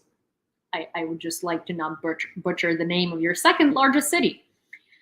Andres Elskins called Crimea Russian and also avoided calling Russia the aggressor and the sole culprit of the war. According to Delphi, his statements were made on the air of the program Cape. The European Pravda writes, he was asked several times where he would like Ukraine to win and Russia to lose, to which he repeatedly replied that there will be no winners in the war and it is a human tragedy. That is a nice way to divert attention, but that surprises me because Latvia is incredibly pro-Ukrainian, is incredibly supportive, has been incredibly amazing. But there is this one situation in Latvia where there is a huge Russian population, and that is something that Latvia is really trying to fight against. And this is something that Latvia has been really not happy about for a while now, for obvious reasons. Because of course, hello dog. Because up until the war, there was an incredible amount of Russification. There was an incredible amount of Russians who moved to Latvia, and they wouldn't learn the language. They would try to perpetuate Russian. The reason why most Latvians speak Russian is precisely that, because the amount of Russification is still huge. So to be honest, it's not necessarily super shocking. It's just surprising, because I thought that at this point in time, there wouldn't be any pro-Russian inclined Latvian state officials, because I was under the impression that the majority of the state officials of Latvia saw Russia as a problem and as an empire rather than as a friend. But with that said, the majority of Latvia and Latvians support us, and I don't think that this is a huge issue. The Ministry of Foreign Affairs of Romania denied the fabrications of the Russian president about Bucharest's alleged desire to seize part of the Ukrainian territories that once belonged to Romania. The Romanian Foreign Ministry denies the statements made by the Russian president on the Day of National Unity, which falsely imposed the idea of Romania's territorial claims to Ukraine. The aggressive war that Russia unleashed on February 24th is a serious and gross violation of the principles of international law. In this regard, Romania reaffirms its strong support for the independence, sovereignty, and territorial integrity of Ukraine within its internationally recognized borders. This refers to Putin's speech on November 4th, in which he said that Poland, Romania, and Hungary allegedly dream of returning Ukrainian lands lost during the Second World War. So actually, they don't. Hungary cannot, even Hungarian people who like Viktor Orban and his fascist regime, they don't want to return Ukrainian lands because they understand that Hungary does not have the cost to maintain it. Neither. So even if hypothetically these countries were evil and wanted to return Ukrainian lands, adding land somewhere implies that it's going to be a gigantic money investment. Because when you think about it, so let's say you annex a part of Ukraine, you are Romania, you need to change all of the street signs, all of the street names, everything into Romanian. That's a lot of money. You need to restructure everything. That's a lot of money. You need to connect houses and electricity and all that stuff to your grid.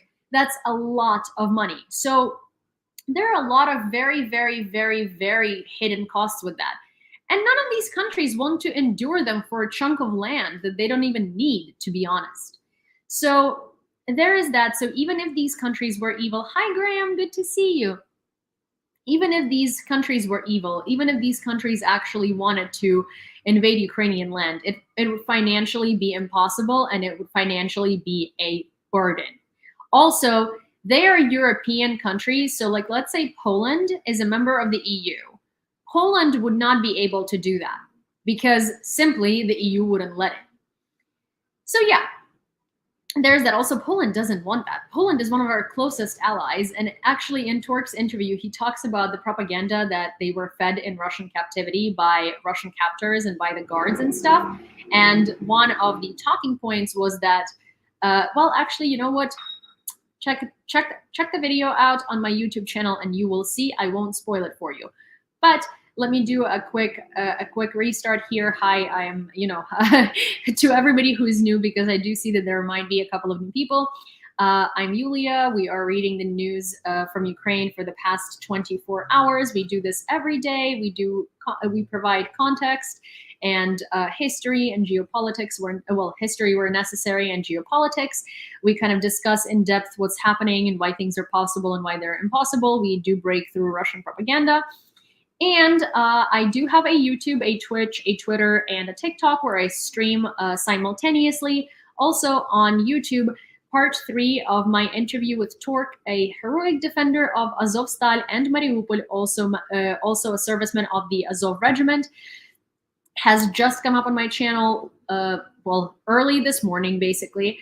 And if you guys haven't checked it out yet, please go check it out. All of my channels everywhere are the same. So if you're looking at TikTok and it says this, it's going to be exactly the same on YouTube, on Twitch, and on Twitter. So all my channels are exactly the same, and they're all at Yulia. So yeah, so take a look and check out the interview. This is part 3. There are 2 parts already. And if you're on the fence about Azov and you want to know more about Azov servicemen, the first part of the interview is where you should go, because that's where Torque explains what Azov is for him, what Azov is in general, how he was created, why he chose to serve in the army, and why he chose specifically Azov. And you will be surprised if you believe some Russian propaganda. Okay. Catherine II was dressed in a black bag in Odessa, symbolically, and then she was being dismantled. As you might know, Odessa residents voted to dismantle the monument to Catherine the Great Est Liar, who was a supposed founder of Odessa, but actually she was just an invader who came in and appropriated and took over land. Sini, hello. So another beautiful place in Ukraine that I'm going to show you today is Oleshkivsky Sands, Kherson region. Oleshkivsky Sands is the largest sand massif in the dry steppe part of Europe, with an area of 11,000 hectares. They consist of endless dunes about 5 meters high and sparse vegetation. The so-called desert arose due to the grazing of huge flocks of sheep in the 19th century, which destroyed the grass, freed the sands, and wind erosion gave them the opportunity to expand. Due to the significant, for a desert, amount of precipitation and the special temperature regime, it is more appropriate to classify these areas as semi-desert. In summer, the sand heats up to 70 degrees and hot rising streams coming from the sands disperse rain clouds. Sandstorms also occur here, during which neither the sky nor the sun is visible. Take a look. This is, oh my gosh, 1 second. Oh, okay, well, I see what happened. So take a look. This is what it looks like. It is beautiful. I'm sorry, on YouTube, I'm, as always, having a little bit of an issue with my camera. So now we are watching this through my crappy webcam. So yeah, these are the Ukrainian sand dunes, and they are a semi-desert. Look at how beautiful that is. This is why I want to do that book that I was telling you guys about that would kind of compare US landscapes to Ukrainian landscapes, you know, because I think that we do have a lot of a lot of similar, you know, we do also, like the United States, have a lot of different states with lots of different climates and lots of different natural nature. Sorry, lots of different nature, and I think it's, you know, it would be very cool to take states like, let's say, Kherson, and compare it to the dunes that are in the US, you know, and just sort of like draw parallels. And yeah, there was a bunny in the first pic. US Special Envoy for Iran says Tehran supplied drones to Russia during the war. US Representative for Iran, Robert Malley. Almost 90% of all taxes and fees of citizens in 2023 will be used to support the army and security of Ukraine, says Denis Shmyhal. German President Frank-Walter Steinmeier said that Ukraine should have the freedom to decide on the ceasefire negotiations. We cannot make decisions instead of Ukraine. Ukraine must say when it wants such talks and considers them promising, Steinmeier said in an interview to the broadcast Sunday evening on ARD. Zelensky warned of the threat of repeated massive Russian missile strikes on Ukraine. His words were put in a video message. We also understand that the terrorist state is concentrating means for a possible repetition of massive strikes on our infrastructure, primarily energy infrastructure. Hello, Cindy. Oh, man. Preparations for Ukraine's accession to the EU will last several years. EU Commissioner for Enlargement, Oliver Varhelyi. Also, this is something completely off topic, but Kayla, if you're here, I don't know if I saw you today, but Kayla, if you're watching, so if you watched the Torque interview, the microphone, the Tula microphone, is the one that I used to record my voiceover. So, hi. It's very good. Hi, ladies, men. So yeah, preparations. Cindy, well, that is rude. That is incredibly rude. What are you doing? Okay. Well, thank you for that. I hope that made you feel better. Hello. Thank you for disrupting the news stream to do this. Preparations for Ukraine's accession to the EU will last several years. EU Commissioner for Enlargement, Oliver Varhelyi.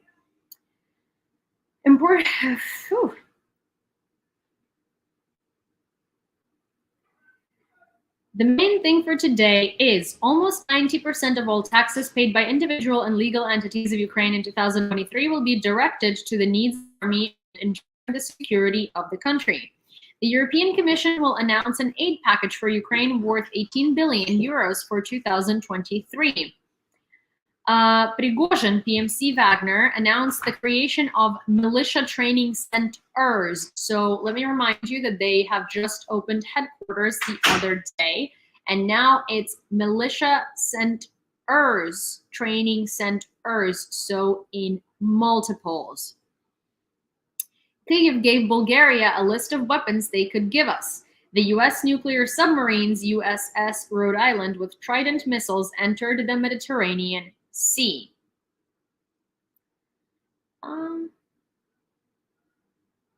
Russian priest Mikhail Vasilyev, who recently said that if women in Russia gave birth more, it would be easier for them to send their sons to war, died in the war in Ukraine on Sunday.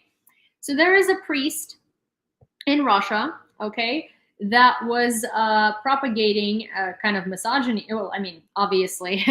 So so in the non-obvious terms for some, he was propagating misogyny, saying that women should be a baby-making incubator, and that if women in Russia gave birth more, it'd be easier for them to send their kids away to die in the war because they would have other kids. And so he ended up dying in the war in Ukraine yesterday. Karma?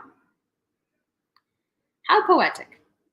President Vladimir Zelensky stressed that Iran, which supplies Russia with weapons, should be responsible for the consequences of the war in Ukraine. Its complicity in Russian terror must be punished. Also, to backtrack to the subject of the whole, if you gave birth more, it'd be easier for you to send your sons to war. Actually, interestingly enough, A lot of Russian women who are giving interviews do have that opinion. A lot of them who have lost their children do say, well, yeah, I mean, I lost my son, but I have 2 more. And they just sort of talk about it like it's okay. You know, like, yeah, I mean, I have other sons too, you know, it's fine. I have other sons, it's okay. Like, well, that one died, but you know, I have more, so it's fine. Kind of like they're disposable, which is insane. The Ministry of Foreign Affairs of Hungary called on Russian President Vladimir Putin to call a ceasefire instead of statements that deepen the conflict.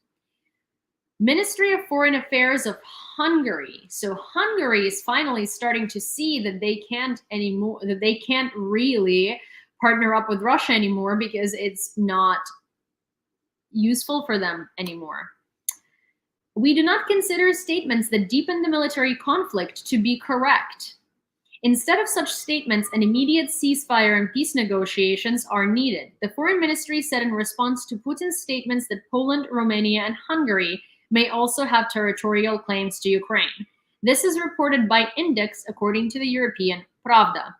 So it's kind of funny that, you know, Russia is slowly but surely losing all of its allies, even the deepest ones. Pope Francis said that the brutality of the Russian military with which they act in Ukraine is not inherent to the Russian people. Huh? How would you know, honey? The Pope recalled the Russian writer Fyodor Dostoevsky, who, according to the pontiff, inspires Christians to understand Christianity.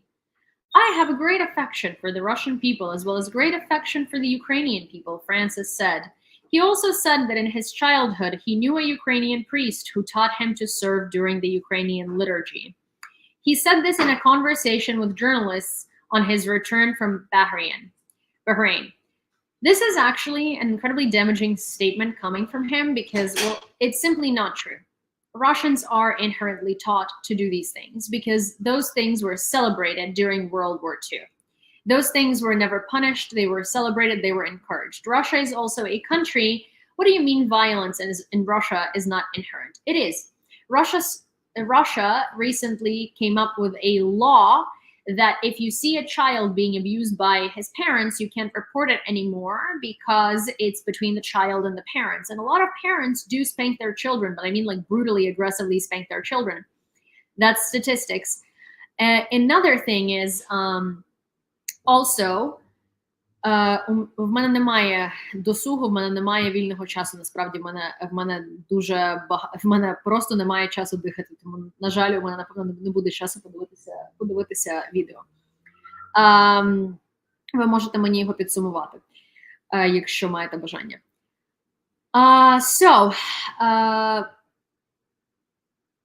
Another thing is, in Russia also, it is completely legal to abuse physically your wife as long as you don't kill her. So a man will not go to jail and will not face fines or anything like that for domestic violence and abuse unless the victim actually dies. In that case, they could be brought to responsibility. So when you say that this country is not violent, what do you mean it's not inherently violent? So all of these videos that we see from Russian kindergartens where Russian teachers are beating up children, that's not inherent. They just decided, oh, well, the law doesn't forbid it anymore, we're going to go for it. No, that had to have been taught. This violence is taught. It is inherent to Russian people based on history. If you look at Georgia, same violence. Moldova, same violence. Chechnya, same violence. Ukraine, same violence. It's a pattern. How can you say it's not inherent if it's a pattern of behavior? It's not new behavior. And there are so many facts to prove it. So again, I'd like to address YouTube that it's not a controversial statement because there is actually proof to it. Ukrainian intelligence reports that units of the Russian armed forces, which mainly consist of so-called partially mobilized citizens, continue to arrive on the territory of Belarus. Their main task is to prepare the material base and places of deployment of the occupation troops. Currently, there is a large-scale outbreak of various diseases among these servicemen. Mostly, these are respiratory diseases: bronchitis, sore throat, pneumonia, asthma, exacerbation, and gastrointestinal infections. Ну, час мав би завжди бути, але насправді немає, тому що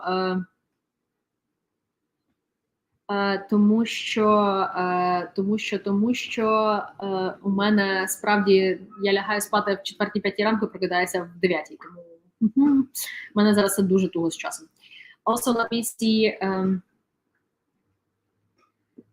see. I wanted to redo something that I did for United 24 in terms of a voiceover, and I'm just, because they took my voiceover yesterday and it worked for them, but I kind of thought that I could do better, so I just want to know if I can still redo it. Anyways, in Berislav, Kherson region, Russian occupiers blew up high voltage power lines. The city is likely to be without electricity until its complete deoccupation, said the head of the regional military administration, Yaroslav Yanushkevich. Russia is sending these vehicles to the front, and I'm about to demonstrate to you what these vehicles look like because it's a treat. I think you guys will be so happy to see it. You know,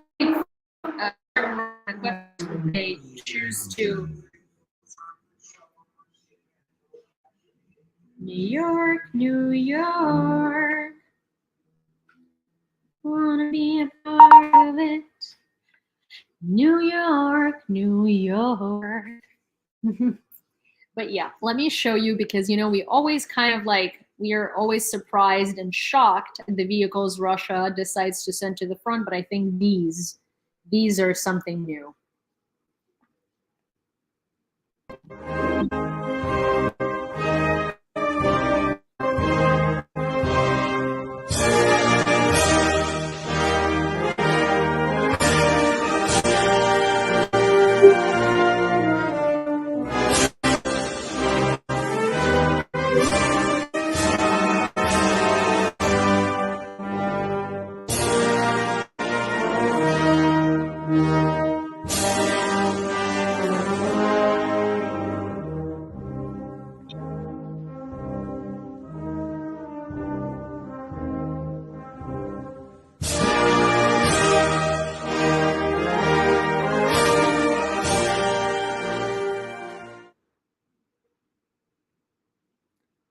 Yeah.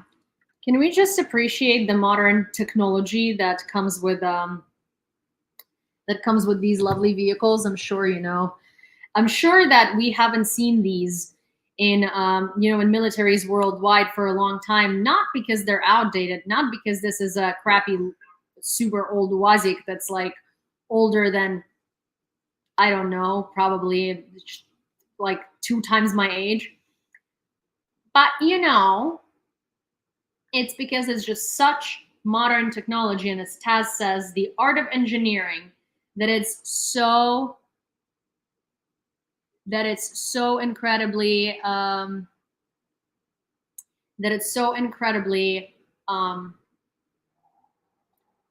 modern that we just haven't seen it. Yeah, far-fetched technology.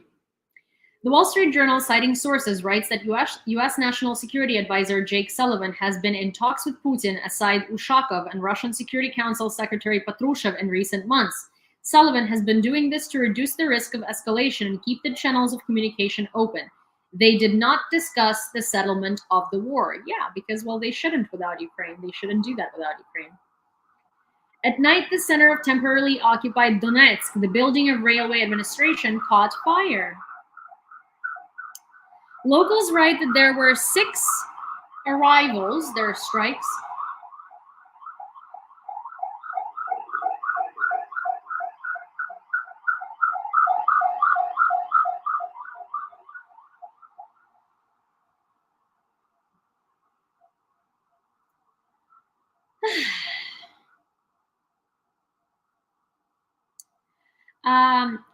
so there were 6 strikes in the city. The occupiers accused the armed forces of Ukraine of shelling. The Ukrainian Defense Forces have not yet commented on the fire, and it is still burning as of 3:20 a.m. I'm sure they put it down now. but it's Russia, so we're not sure. Russian authorities, I mean. Russia has used about 80% of its modern missiles. According to the Ukrainian intelligence, Russia has only 120 Iskanders left. However, intelligence also reports that Russia has already agreed to buy Fateh 110 and Zulfagar ballistic missiles from Iran. More than 1,500 new graves appear near Mariupol. Maxar satellites took pictures of mass graves in Stary Krym, Mangush, and Vinogradne, which are constantly growing. Let me remind you that Mariupol is going to be one of the largest humanitarian disasters when the city is liberated, and the things that we're going to find there are going to be, unfortunately, incredibly traumatizing, because the amount of mass graves, the amount of death, the amount of murder, the amount of torture that happened there is going to be insurmountable. NASAMS and Aspide anti-aircraft missile systems have arrived in Ukraine, said the Minister of Defense of Ukraine, Oleksiy Reznikov. He thanked for the transfer of these weapons to Norway, Spain, and the United States. Fierce fighting continues in the Bakhmut and Avdiivka sectors. Russian troops shelled Bakhmut, Liman, Velika Novosilka, and Karlivka. One person was unalived. 3 more were wounded. The Security Service of Ukraine served a notice of suspicion to the Metropolitan of the Diocese of the UOC Moscow Patriarchate in Vinnytsia region. The priest is suspected of inciting religious hatred and supporting Russia in the war against Ukraine, of course. Also, there is a person on Twitch who's asking if Cine can do paw. Well, Cine can do more than that. She doesn't just do paw.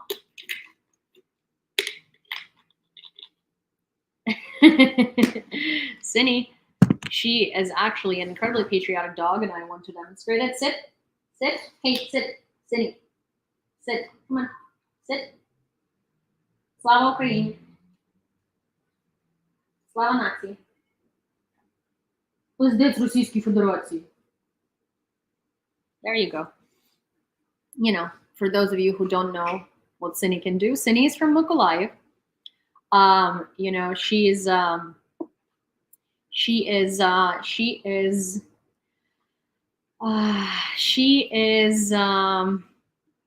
Ukrainian as well. Turkey did not allow the Russian missile cruiser of the Pacific Fleet Varyag and a large anti-submarine ship Admiral Tributs to enter the Black Sea. They have been waiting for permission to pass the Bosphorus since early February. After 9 months of waiting, they're heading to Vladivostok, to the place of permanent deployment. Bandarpas. Top. Bandarpas. Cine can say Slava Ukraini. I wish Cine could, like, grump Slava Ukraini, but I don't think she can. Putin's associate, his cook, Yevgeny Prigozhin, admitted that he influenced the course of the US elections. We interfered, we interfere, and we will interfere. Carefully, precisely, surgically, and in our own way as we know how. During our targeted operations, we will remove both kidneys and liver at once, he said. I mean, it could be a psyop, you know? A psyop and stuff like that, but at the same time, I am inclined to believe that people like him actually do, unfortunately, say the truth, because there is a surmountable amount of evidence that points to that being true. So, you know. NATO and EU discuss possible talks with Russia after Ukraine liberates Kherson. NATO and EU discuss talks with Russia after Ukraine liberates Kherson. Interesting, because Ukraine isn't discussing talks with Russia. Так, звичайно. Я розумію, у мене батьки живуть в Україні. Я не знаю, чи ви вважаєте, що я якби напівамериканка, не українка, але я зі Львова, я там виросла, і в мене вся родина живе у Львові. Так що я розумію, що в нас в Україні в моїй рідній країні, з якої в мене паспорт, всім все рівно на ці всі ядерні шантажі, тому що ми розуміємо, що таке Росія, як вони працюють. Advisor to the head of the office of the president of Ukraine, Mikhailo Podolyak, reminded that Ukraine has never completely refused to negotiate with Russia, but has a clear condition: the withdrawal of Russian forces from the territory of Ukraine. So this is basically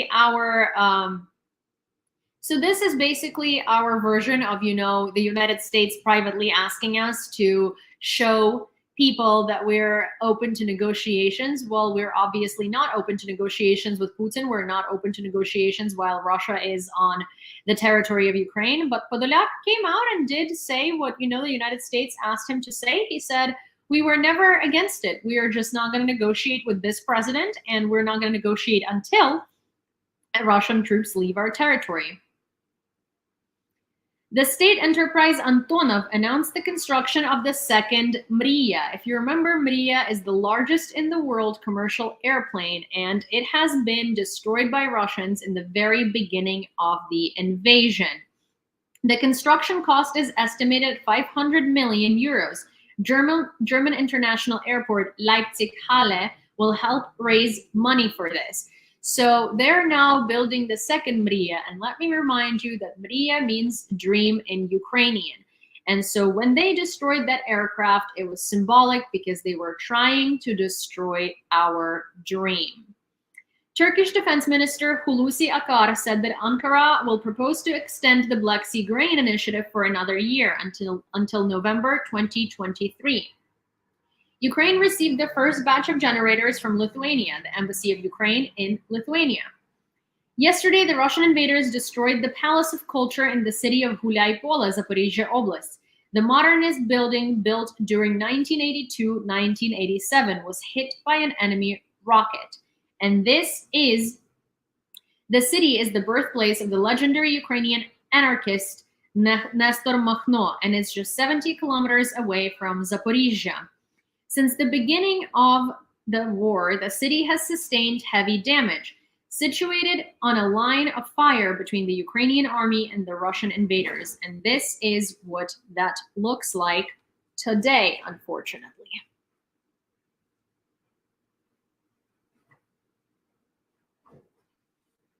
So there is that. And that is all I have for you for today. Cindy is playing with her ball, which is interesting because she very rarely plays with the ball unless I am playing with her. Okay, so we are getting to the portion of the evening where I'm going to read you a chapter or two from You Don't Know What War Is, and then we're going to have a discussion and a Q&A section. But for now, I'm going to read you this. We did read the first day of, so basically this book details the experience of a 12-year-old girl. Thank you, Raspberry. Thank you so much. Oh my gosh, thank you. Which details the experience from a diary of a 12-year-old girl who was in Kharkiv, and it's her diary from the 24th of February and on. If you didn't hear the first chapter, it's at the end of the newscast on Saturday. Okay. Oh, St. Fallon, you ordered the book. It's so cool. Oh my gosh. So I do have 2 more books listed on my Amazon wish list that I recommend everybody reads. Basically, they are from someone who worked as a producer on Russian TV. They're American or English. I need to check, but they worked as a producer on Russian TV. I have yet to order this book. I have heard tremendous reviews about it from a lot of Ukrainian people, and everybody says it's a phenomenal book, and it basically details how Russia launched an information war to discredit Ukraine in early 2000s because it was always planning on invading it. And so those books are in my link in bio in my Amazon wish list. You can find it if you are on YouTube. It's there is beacons.ai/Yulia in the description to this video, and you can find the Amazon wish list there. Now, because we were discussing that I should make a separate list that isn't a wish list with suggestions, I have created that. I haven't yet filled it, so I'm going to try and do that by tomorrow or the next day. So we're going to have a separate little list. But for now, these things are on my wish list. I highly suggest you check them out. And this book is available on Amazon. It's called You Don't Know What War Is. So there it is. Okay, so day 2 of the Russian invasion of Ukraine in the diary of Yevaskalietska, 12, Kharkiv region. Fleeing for safety. The rest of the night is quiet. There is no shelling. Everyone seems to be asleep. As for me, I start feeling drowsy around 10:30. I close my eyes and I nod off. I wake up at 6 a.m. Granny thinks it'll be safe for us to run home again and grab a bite to eat, wash up, and then quickly come back down. We can't stay in our apartment for too long because it's not safe up there on the 5th floor. 7:30 a.m. We leave the apartment. 7:30 a.m. We leave the apartment. To my surprise, it starts snowing. They say it'll keep snowing for the next few days. I try to walk like nothing is wrong, though we're afraid they'll start bombing again. But thankfully, it is a quiet morning. As we walk back to the basement, I scroll through the 180 messages sent to the school chat throughout the night. One of my friends had been messaging to say he was scared he'd get blown up because he lived so close to the action. Another shared a video of what was happening in the city of Sumy in the northeast. It looked like the city was on fire. 2 of my classmates had stayed up messaging each other until midnight. I have breakfast, a piece of buttered bread, and some tea. I keep looking out the window to see if there are any tanks or missiles. There aren't. 8 a.m. We pack our things and go back outside. It's very cold. The word shelter had been written across the basement roof. I think, have they stopped bombing? But then I hear an explosion. No, they haven't. We rush back down into the basement. 8:30 a.m. Next time I go outside, I hear the sound of tanks driving by. They're headed in the direction of Kyiv. I think I see something flying through the sky at great speed. I guess that it must be a missile. Who knows if it hit or not? Maybe I'm just being paranoid. 8:40 a.m. I get a call from my classmate Marina to tell me her aunt said the shelling will start up again in half an hour. Soon after the call, I fell asleep for about an hour. There isn't any shelling after all. Then we learned that our Ukrainian tanks and APCs are stationed between apartment buildings. We're worried will end up being used as human shields. Granny decides she'll call her friend Ina and arrange for us to take a taxi to her home, which is on the other side of the city and farther from the action. We call the taxi company and wait for what feels like forever for them to get back to us. The taxi finally arrives. We get in and set off. I ask Granny, what about our things? She replies, we have to leave them. Our lives are more important. I've left my friends. That hurts. But we have to do what we have to do to survive. We have to save ourselves at any cost. As we drive through Kharkiv, it seems strangely normal, apart from the long lines outside pharmacies and supermarkets. There aren't any fighters near the shops now. While on the road, we see an army vehicle, but it's broken down. Then we see another one carrying Ukrainian fighters. What on earth are they driving around here for, I ask. It's not for you to worry about, I'm told. 9:10 a.m. After about 30 minutes, we arrive at Inna's house in New Bavaria, on the western edge of Kharkiv. It's a cute, cozy little house. There has still been some shelling here, but not much. This spot is a little higher up, so the explosions echo around more. The kitchen is quite spacious with a large dining table in the middle. The house has 3 bedrooms. We picked the one with a large fold-out couch for us to sleep on. It's a little cold, so we cover the window with a blanket. The house has a small wood burner near the front door. Out on the terrace, there is a hatch leading to an underground cellar. In the kitchen, Inna has a huge seascape painting with some seashells glued to it. The painting isn't complete, though. Inna knows I can paint, so she suggests I finish it for her. I agree because it feels like a good distraction from all the explosions we keep hearing in the distance. I also ask her to give me a little sheet of plywood because I've had an idea and want to paint an angel on it. I thought I'd try and paint it in the style of Hopchinska, which is a famous painter. As for the situation back home, which I left barely an hour ago, it's best not to think about it. My friend Rita and her mom heard from us that things in the city had quieted down a little, so they tried to drive to Osochin. They went to get their things but had no luck. The shelling had started up again, heavier than before. Fighters, tanks, bombs, explosions. It was too late for them to go. Everyone was panicking and running towards the nearest basement. We aren't in as much danger as my friends are. What's going to happen next? Will they survive? Will our homes? No one can make any promises. Huge bombs have been found on the streets of Kharkiv. As for the rumors about cutting our water and electricity, thankfully those weren't true. It's on the news that fighter planes have taken off from Kursk, but their destination is anyone's guess. There is one option, though they're going to Kyiv, to the capital. I've just realized that I left my phone charger in our basement in Kharkiv. My phone doesn't have much battery left. We don't have a lot of food left either. Thankfully, Inna has a phone charger I can borrow, so at least we don't have to worry about that. Messages keep coming in on the group chat. My friend Polina texted me to say that there are tanks driving down Shironintsev Street in the northeast of the city. I told Granny and Inna to which they said there is nothing we can do about it. We refuse to panic. I've heard there are tanks firing just 200 yards away from my school. Miron, my schoolmate, left his basement to get some fresh air. Suddenly, there was a red light, the sound of a missile, and machine gun fire. He ran straight back to the basement. Diana is holed up at her house in Velika Danilivka, across the road from our neighborhood in northeast Kharkiv, watching things unfold. My neighborhood, North Saltivka, that's the neighborhood that was shelled the most and completely destroyed, is practically being erased. It is terrible.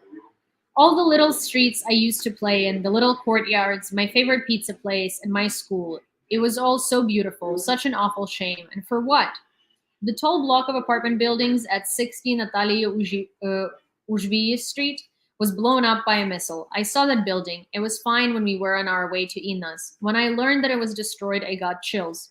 New Bavaria, where we are now, is all quiet, but North Saltivka isn't. The school announced a 2-week holiday. Yay, doesn't sound like much of a holiday. And now for some lighter news, we got the little wood burner going, and it's my job to tend the fire. I keep telling myself it's important to look for the positive, no matter how bad it gets. For now, I'll just enjoy watching the firewood burning in the furnace. We sit around it to keep each other company. It's not so scary when we are together. I get curious about what the cellar will be hiding in is like. I open the hatch and go down 2 steps. There is another hatch in front of me, so I unfasten that too. Beyond that is a very deep cellar. I have no doubt that we will be safe here. 7 p.m. It started getting dark outside. There has been some shelling. No wonder whether it's our cue to hide. We wonder whether it's our cue to hide in the cellar. 7:15. The explosions are getting louder. We suspect they'll start using the Grad systems. And those are not known for their precision. They're bombing hard around Velika Danilivka, where my friend Toля lives. I hope he's staying strong. Inna's listening to the explosions and trying to figure out where they land. She's trying to calm Granny down by telling her that they sound far away. After dinner, the atmosphere feels more relaxed. We're talking and watching YouTube videos about Minecraft. The government is telling people to take up arms and join the fight. 7:50 p.m. It's very dark out, the darkest kind of dark. I feel too scared to go outside. Inna's friend has come over so we can all keep each other company. We are not turning in the news because it just frightens us. With the heat from the little wood furnace, I'm feeling sleepier by the second. I can still feel my heart beating anxiously, but I'm trying to calm myself. Once the fire in the furnace is out, Inna calls me into the living room where it's warmer. I sit down in a comfy armchair and recline it. It's warm in there. I wind down a little and for a moment forget all about horrors I'd been through over the past couple of days. We say a prayer together and then Inna goes to bed. 9 p.m. Everything is silent. We're hoping for a quiet night, just like the one before it. It's now around 10 p.m. I can barely keep my eyes open anymore. I don't think it will be long before I'm fast asleep. I'll read you day 3 as well because it seems small. Day 3, a restless evening. 7:40 a.m. I wake up. In terms of shelling, there isn't much of it, and it's far away. I'm leaning against a wall and I feel it shake. That's terrifying. They're bombing Zmyiv, Inna says. 8 a.m. Inna's gone out to the store. She comes back 2 hours later. Food prices have gone up and everything's expensive now. Some things aren't even available anymore. The shop had a fresh delivery of bread, but there isn't enough for everyone. She says everyone is buying vodka. I'm starting to believe that we were right to leave our apartment behind yesterday. Unlike my friend Rita and her mom, our lives are more important than a few bits of clothing or even the apartment itself. It doesn't matter if you haven't got your things or that you've left your home behind. You'll come back one day. Unfortunately, not everyone understands that. With each day, I'm learning that life goes on, even in wartime. We hang on to the hope that sooner or later the war will be over. Right now, they're bombing our airport. That's quite far away from here, but we can hear it very clearly. If I can hear it here in New Bavaria, then I can't imagine what it would sound like if I were closer to it all. And also, I can't help but wonder how many years will it take to build it all back up? Who knows? Apparently, the first 2 days of a war are the hardest, but we're on day 3 now. Thank you so much, Todd. Last night, we thought we heard some Ukrainian army vehicles driving by for the first time here. I saw this post by Alexei Potapenko on his Instagram stories. I'd call it a cri de coeur. Why aren't any of the Ukrainian networks showing the sheer hell unfolding in Shchastia, Luhansk Oblast? The people there are living in ruins. Ukrainian civilians must be evacuated urgently. Why is no one saying anything? Why isn't anyone doing anything? How can you treat your own people this way? As many people as possible must be told about this so that everyone can start doing something, helping with the evacuation, anything. We were told that the explosions we heard yesterday were from the city beltway getting sheltered. Ukrainian tanks destroyed the Russian tanks near Pasochin and Vysoky village. Pasochin had a road that leads to Kyiv, and Vysoky leads to Dnipro. The Russian tanks were headed to Kyiv, but our tanks stopped them. 1 p.m. There is a big round of explosions. They're not as loud, but it's frightening nonetheless. They changed the curfew again. It's now from 6 p.m. to 6 a.m. They're saying in the news that the Russians have already suffered 3,000 casualties, but the Russian networks aren't mentioning that. I was thinking about what a beautiful city Kharkiv is, or was, how much time and money were spent to create a place so perfect, but then in an instant it was all blown to hell. They're shelling civilians more than they did at the start of the war. Granddad told us he's been walking around around the streets. We're shocked. There is a war going on and he thought he'd just take a stroll. Tolya's situation back in Velika Danilivka is getting worse. The bombing there is even heavier. Miron, Dad's friend, has a missile lying in the courtyard of his building. I'm scared. We can still hear the explosions, but they're far away. Sveta and Rita decided to take a train to Bezlyudivka. As I write this, they're down in the Prospect Haharina metro station. Apparently, there are a lot of people there. As they were going down to the station, there was a hail of missiles behind them. Thankfully, no one was hurt. As for our neighborhood back home, friends say that the buildings are shaking. My heart is full of fear. What will happen next is anyone's guess. There is heavy shelling now. We've tidied up the cellar in case we need to stay here a while. Around me, there are crates of glass jars full of all sorts of stuff, pickled tomatoes and cucumbers, as well as raspberry and apricot jam. Granny and Ina bring in a bench, and I throw some coats over it. The walls are rounded. It's quite a small room, so it's not too cold in here. We limp back up to the house. 3:55, 2 sudden explosions about 5 miles away. We immediately run to the cellar. Quiet again now. Down in the cellar, we said a prayer and sent it on. Fear engulfs us. We're hoping and praying. That's just about all we can do. The sun's going down. We want peace. We can't remember our old dreams anymore, or all the things we thought were important. We can't recall our old arguments or troubles. All of those past concerns just don't compare when there is a war going on. You've only got one goal, to stay alive. Everything that seemed hard or bad in the past becomes trivial. You're afraid for the lives of your loved ones, and every day is interrupted by the sound boom. You start thinking about how fortunate you are, that this one rocket hit far away from you, while hiding the terror gripping your heart. You pray all day, asking God for peace. You hold on to every minute, every second of your life.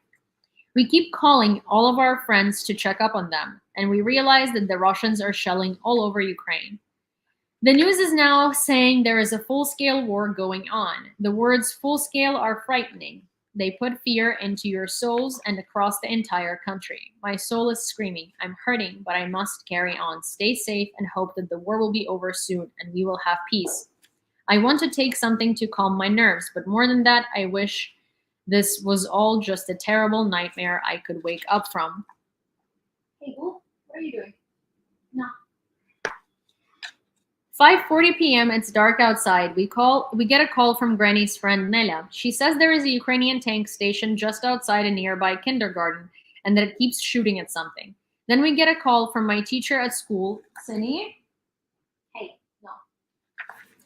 Then we get a call from my teacher at school. She shares a terrifying story with us. A nearby garage caught fire. We were holed up in the basement of another garage ourselves, so we realized we weren't safe there anymore.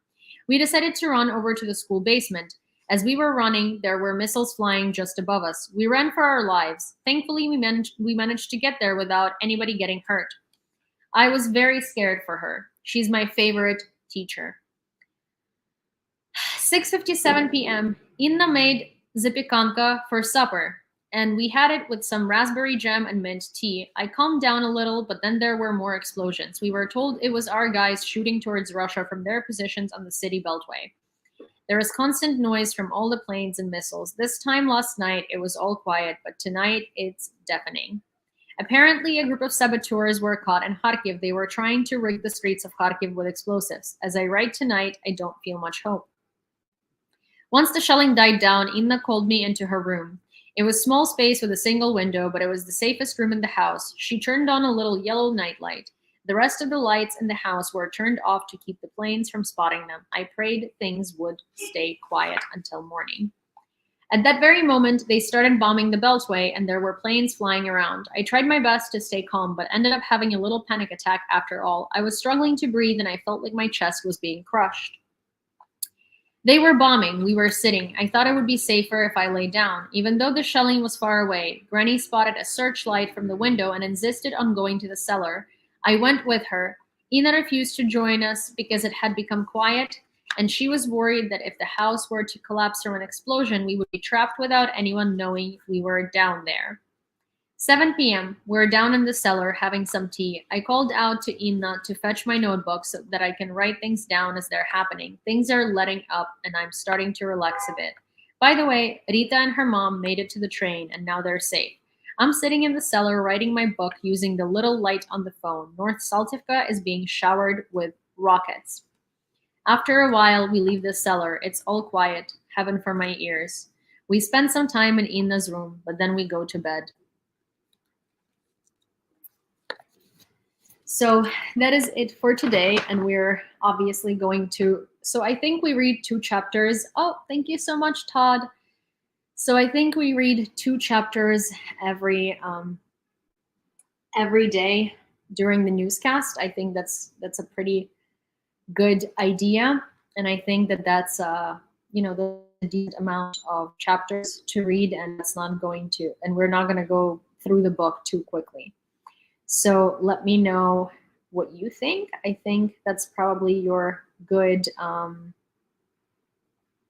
that's probably a good idea.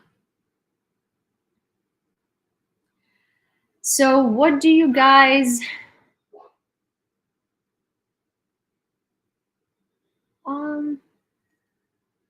seem to understand the gravity of the situation?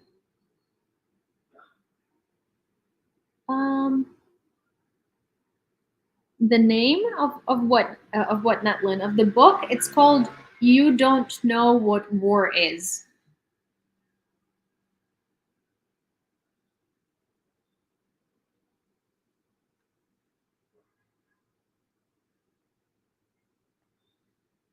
Not sure what happened, but I couldn't continue to watch on Twitch. Huh, interesting. People are saying that they couldn't continue to watch on Twitch. Strange.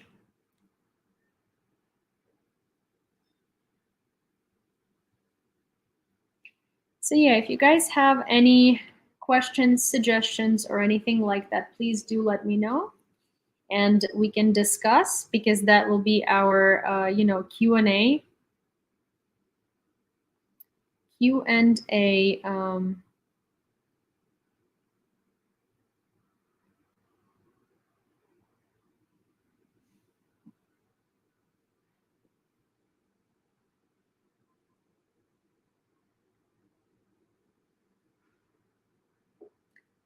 So do let me know.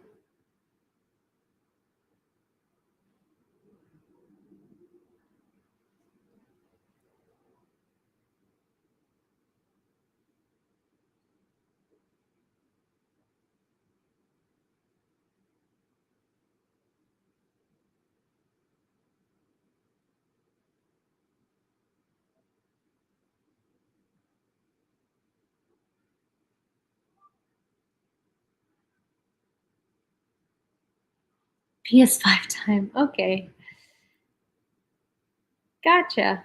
Alrighty. I think that, or rather, it looks like no one really has a lot of questions. So that means that me and Cindy are gonna go to the laundromat because, you know, Cindy yesterday did some amazing things as well. Okay, guys, I will see you tomorrow. Do I play video games? Very rarely, but I do have, yes, I have a Twitch. Basically, I do, yeah, someone's asking if I play video games. I do. I actually really like, I like Mafia the game a lot, and I played it a lot during COVID. My husband in his lair has a PS5, and I do like it, but I don't necessarily play it myself that often. I play it with him sometimes. But yeah, alrighty. You did miss the book. I'm sorry, but you can find it. But you can watch it on YouTube. I do have a YouTube, and everything is recorded and everything is stored. If you haven't seen part 3 of Torque, please go and watch it. It's incredible. And also, donations for the apartment for his parents are still open. We have raised about $400 like a couple of days ago spontaneously. So that would make it $6,400 that have been raised for the apartment. So if you would like to contribute, you can find the link to his PayPal in the description to each one of my videos. And yeah. Oh, thank you, Todd. Alrighty, guys, I will see you tomorrow. Don't forget to follow me. Don't forget to like the stream. Don't forget to tune in. And thank you for listening to the news about Ukraine. And thank you for caring. And I will see you tomorrow. Bye.